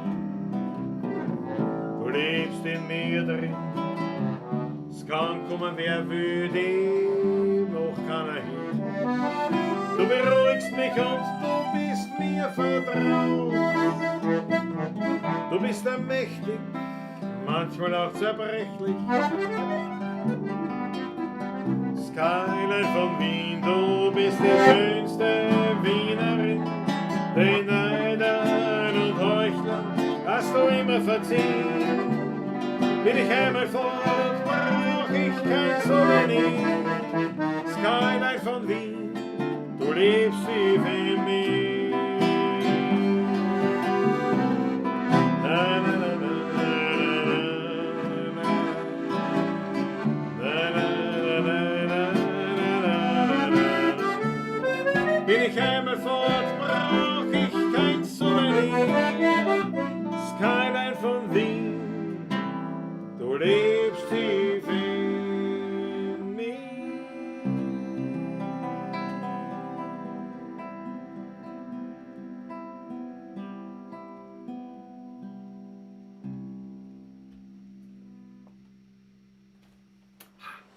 Jawohl. Wieder gelungen, heute wieder gelungen. Jawohl. Gleich einen Schluck mit dem Wasser anstoßen. Also einen Schluck nehmen. Wir können eh schon langsam. Ich richte mir schon her für die Schlussnummer. Für die Schlussnummer, ja. Richte mir schon her. Sehr zu wohl. Richte mir schon her, mein Heftel. Jetzt ist ja meine Schlussnummer. Ich kann es ja nicht immer nicht. Ich sag's ja, wie es ist. Ich kann es ja immer nicht, aber jetzt ist es ja nicht auf der letzten Seite. Weil da ist ja jetzt mein nächstes Lied, also mit was für Texte für 2 Lieder sind. Ne? Sei froh, du hast im Bett da einen Text. Im Bett, naja gut. Du, aber nein, ist nicht so. Aber im Texten bin ich nicht so flüssig, weißt du? Also schreiben, Musik schreiben, da tut mir echt nicht schwer. Da tut mir wirklich nicht schwer. Aber Texten ist für mich eine Herausforderung, deswegen versuche ich das. Aber da pfusche ich. Aber schau, dass ich das, der Original, das ist vielleicht einmal was wert. Wie sagt man da, wenn man das Original, die handschriftliche Ding hat, wie heißt denn das? Autograph, nein. Wie sagt man das? Ein Autograph, ja genau. Und wenn der Original, schau, Ja. kann ich mal, ist vielleicht mal viel Geld wert.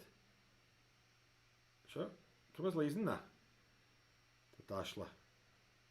Taschlertext Original. Da drin habe ich ihn reingeschrieben. Ja. Nur einmal was durchgeschrieben, schau. Nur einmal was ausbessert. Ja. Fast perfekt. Skyline, Biesenberg, Läusler, Häslerfrau. Wenn jetzt die Wampe oder Moped stark kommt, na hör auf. Nein, dann beim nächsten Mal dann erst. Schau doch auf die Uhr. Ja. Nein, ich habe schon die Schlussnummer. Ich habe die Oder- Schlussnummer vorbereitet. Jawohl. vorbereitet. Trink noch aus. Gleich neben der Kirche. Vermute ich, oder? Na, Herr Witter Vorschlag. Kleine in der Kirche haben wir schon Gleich. gespielt.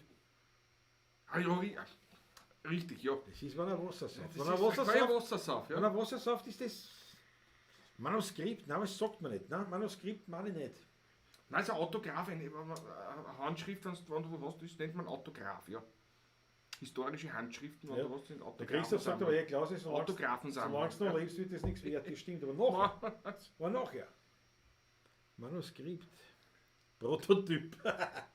Ja, aber Manuskript, nein, so nennt man das. Jetzt sagt man Manuskript dazu. Und dann Ja, nachher, ja, wenn jetzt einer ist, gestorben ja, und das so. ist jetzt ein Manuskript. Autographen, richtig? Nein, aber da gibt es einen eigenen Taschler mit Akkorde. Jesus, nein, Rudi Korbes, du bist gut. Das ist ja genauso wie mit einem anderen Lied. Das weiß ich nicht, ich weiß, wie die hassen. Geht mir ja am Zager 695 B3, was weiß ich was. Ich spül's und rede drüber. Ja. Aber, na, da gibt's für die Autograph ist da gibt's ja nur einen Begriff.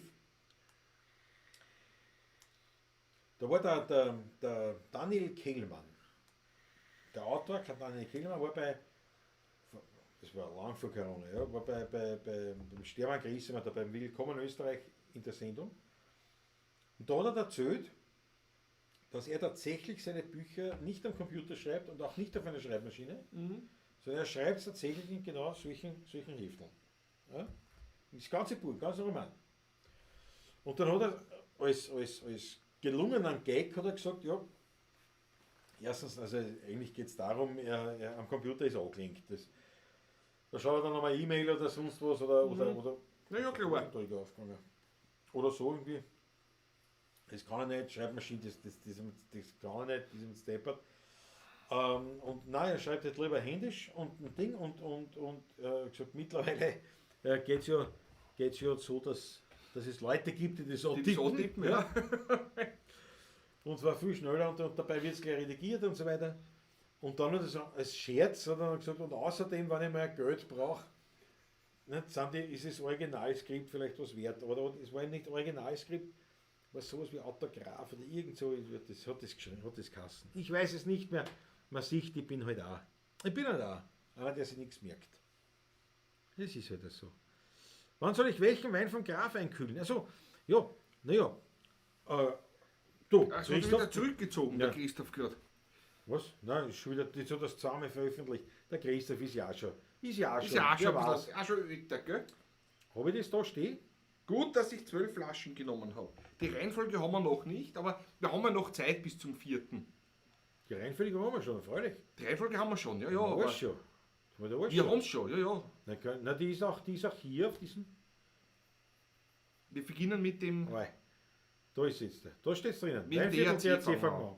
Und zwar mit 1. April, nicht? Oder was ist der 4. Montag? April. 4. April. Ich glaube, 4. April ist es, ja. Mit dem ersten Termin im April fangen wir an und da wird es in dieser Reihenfolge Weinviertel, DRC, Grüne Veltliner, Woche drauf Weißburgunder Selektion, dann Riesling von der Leiten, Pinot Secco, Frizzante, Pinot Noir, dann ein Zweigelt und als Abschluss der Privatgrüne Veltliner. Aber eins, Christoph, bin ich schon böse, du fährst nach Bullendorf und meldest dich nicht einmal bei mir. Das sind mit dem Auto 5 Minuten. Ja, was hätte er sich melden sollen? Dann hätte man bei mir einen Kaffee trinken können. Ne? In diesen Zeiten? Das ist so, auch 2 Haushalte dürfen sich treffen und der Tag. Wahnsinn. Na was, außerdem habe ich einen großen Garten. Ja, aber der Acker geht ja davon aus, dass bei dir schon 3 Bauern sitzen im Garten. Geht nie. Das kann vor dem Haus kommen, stief der Gassen. Ja, das kann schon passieren. Ne? Das ist Aber das gefällt dir die Vorschläge. Fritz Stadtguss taugt mir nicht besonders. Skriptonische Aufzeichnung. Ja, aber ich glaube, so ist nicht Kasten. Aber es gefällt mir. die Welt geht an am Ostersonntag Geburtstag. Da schon ja. Hörst du die Bank, wann habe ich Geburtstag? 18. 18. April. April, ja. Wann ist denn das? Ist schon? Nein. Ein Monat Ist noch Zeit.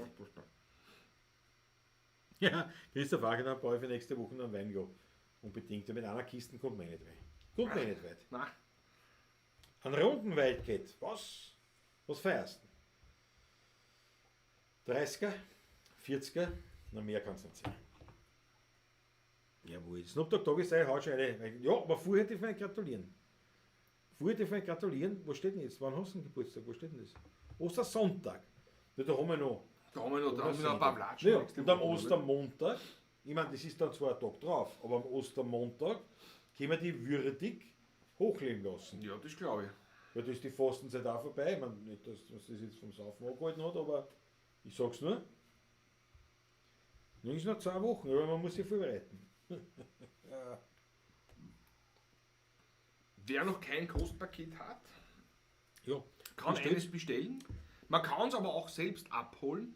Und wer Gustav einen anderen Wein hat, kann natürlich beim Adi Grafer Ja, klar. einen anderen Wein kaufen. Ja, keine Frage, ist eh klar. Ne?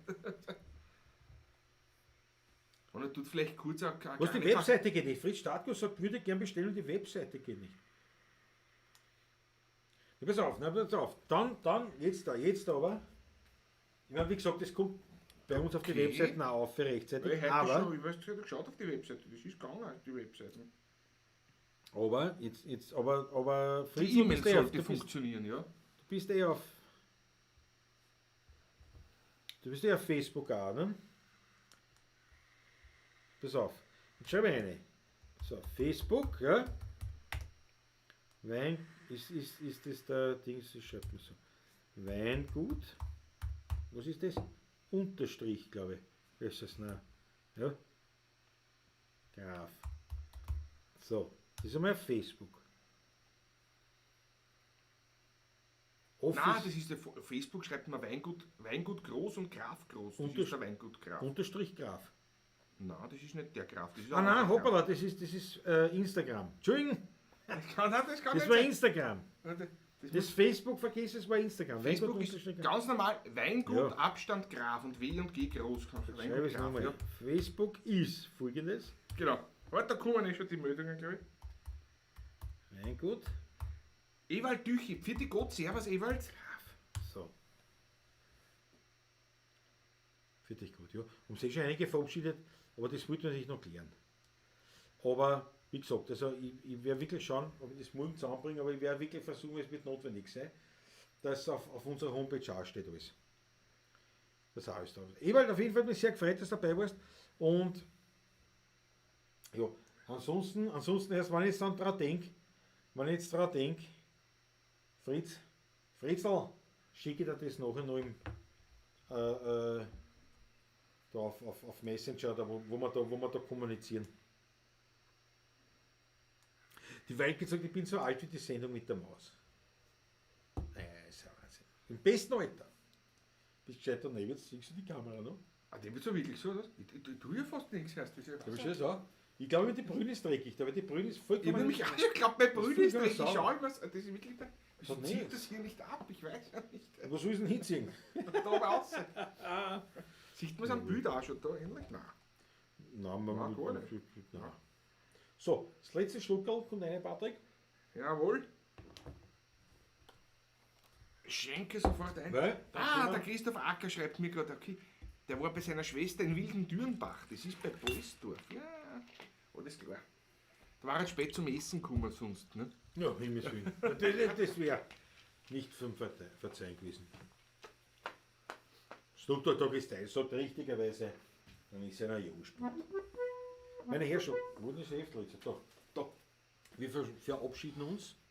Herr Wirt, ein Vorschlag. Ja, wieder Vorschlag. Oder Das das letzte Viertel, eine Eigenkomposition. Aber da habe ich schon, das kann ich so sagen, da habe ich schon die Akkorde dazu geschrieben. Kann man es lesen? Nein, da kann man überhaupt nichts lesen, glaube ich. Das geht da nicht. Da habe ich schon die Akkorde dazu geschrieben. Da So bin geht's ich nicht, das ist der Neve. Nein, das ist glaube ich nicht. Das ist ein Klassiker. Da bin ich schon ein bisschen weiter. Und da schon gar nicht stehen. Das spielt aus. Also das kann man nie wieder nachvollziehen. Oh, ich hab's mir ja aufgeschrieben. Ich hab's ja aufgeschrieben. Ja, und aufgenommen haben wir es auch mehr von. Ja. Also, du hast es Ich aufgeschrieben? hab's aufgeschrieben, ja. Ah ja. Das ist ein Vorteil. Einer muss es aufgeschrieben haben. Ist da vor mir passiert was? Da hängst du so gesagt, wie ist das Lied gegangen? Das ist nur Text. Aufnahmen haben wir eh. Aufnahmen. Und jetzt Gott sei Dank auch zumindest eine Aufnahme von meinem, weiß nicht wie das Lied heißt, das Neue. Hast du gar keinen Titel? Na, was soll für ein Titel? Der Titel wird jetzt auf einem anderen Text, was ich geschrieben habe, der aber nichts mit dem zu tun hat. Ah ja. In meiner Gemeinde war eine Ottergring, was weiß ich. Na, mal spielen. Meine Herrschaften, es war so eine große Freude. Mein Gemeindebauer. Mein Gemeindebau. So wie die Rapper, nicht? Das ist mein Blog. Ja. Na, wir beenden diese Pavlatsch mit großer Freude, Ja. weil es wieder sehr leibend war. Heute, was haben wir denn durchgezogen? Noch 2,5 Stunden. Und das war jetzt dabei. Wir danken euch vielmals. Wir freuen uns aufs Danke nächste euch. Mal. Auf Clubhouse, glaube ich, waren wir meistens allein.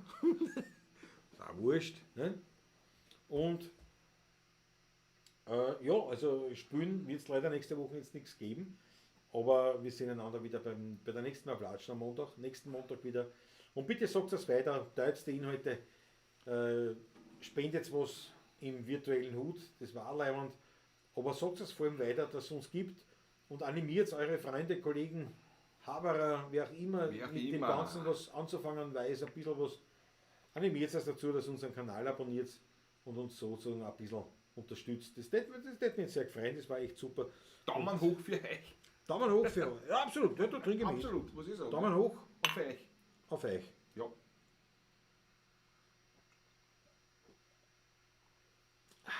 Oliver Grün ruft ihn morgen an. Freue mich drauf. Ja. Bis ungefähr 3 habe ich Zeit. Dann bin ich weg. Aber jederzeit gern. Oliver, keine Frage. Jederzeit kannst du mir anrufen. Ja. Ich glaube, Landtagsstrom, das war nicht das richtig gesehen, ich habe es nur so überflogen.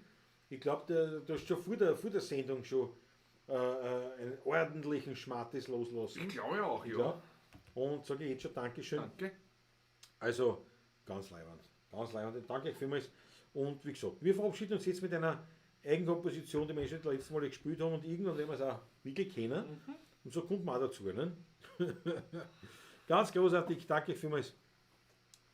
Über 2 Stunden, was waren fast 60 Zuschauer, jetzt nur noch 44. Ja, wir spielen euch auch noch aus. Magst du Das nicht glauben? schaffen wir. Nein, es war leibend, absolut. Hat mir taugt, Fritz Startguss, danke für den schönen Abend. Wir danken, ohne euch war das ja nur ein halber Hetz. Also, Genau so ist es. haben wir, willst du noch was sagen? Nein, Ist noch genau was? so ist es. Wir haben alles fertig. Besonders gefreut hat mich, dass heute mein Schatzer auch dabei war. Ja, Hat mich sehr gefreut. weil es einen eigenen Ding hat, endlich hat alles. Einen eigenen, Offenbar, ja. wie heißt denn das? Ein YouTube-Account jetzt hat er. Account. Google-Account. Google-Account, ja. Jawohl. Jawohl. Das letzte Viertel. Das soll man sich aufhören. Hier wird ein Vorschlag. Ein letztes Viertel. Der Abend mit euch war wunderschön. Es hat mich gefreut. Aber für heute sing ich das allerletzte Lied. Weil jetzt wird's fürs Heimgehen langsam Zeit. Wir haben viel gesungen und viel gelacht, den Abend miteinander verbracht. Es ist ein gewarnt worden bei manchen Lied. Wir haben was getrunken, haben was gegessen, den Alltag miteinander vergessen. Doch sind wir ehrlich, Leute, wir werden schon langsam mit. Er wird ein Vorschlag. Ein letztes Viertel. Der Abend mit euch war wunderschön. Es hat mich gefreut. Aber für heute sing ich das allerletzte Lied. Weil jetzt wird's fürs Heimgehen langsam Zeit. Wie ich bei meinem letzten Viertel sitz, denk ich an meine blöden Witz, die schönen Wienerlieder und an die Gemütlichkeit. Zuerst haben wir Post und gesungen viel, nur gegen Ende wird's langsam still. Und so hat auch jede Stimmung ihre Zeit. Ich spiele Solo.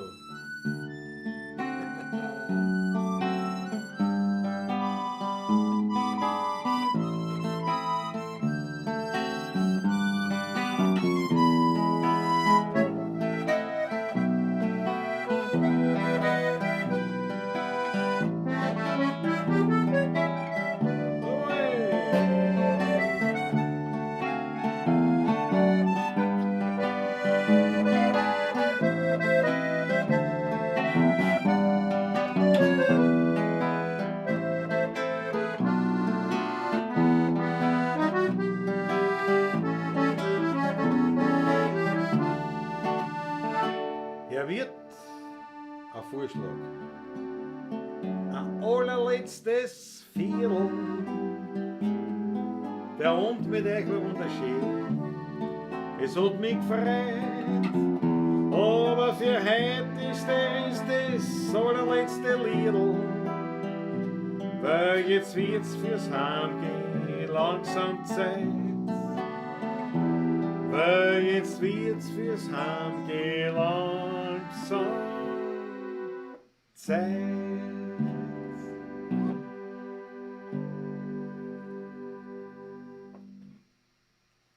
Viert euch. Euch. Viert euch Danke. gut. Bis zum nächsten Montag. Viert euch. Menschen sammenrollen, Vögel hat jeder genug. Alle können doch nicht gleich sein, das liegt schon so in der Natur.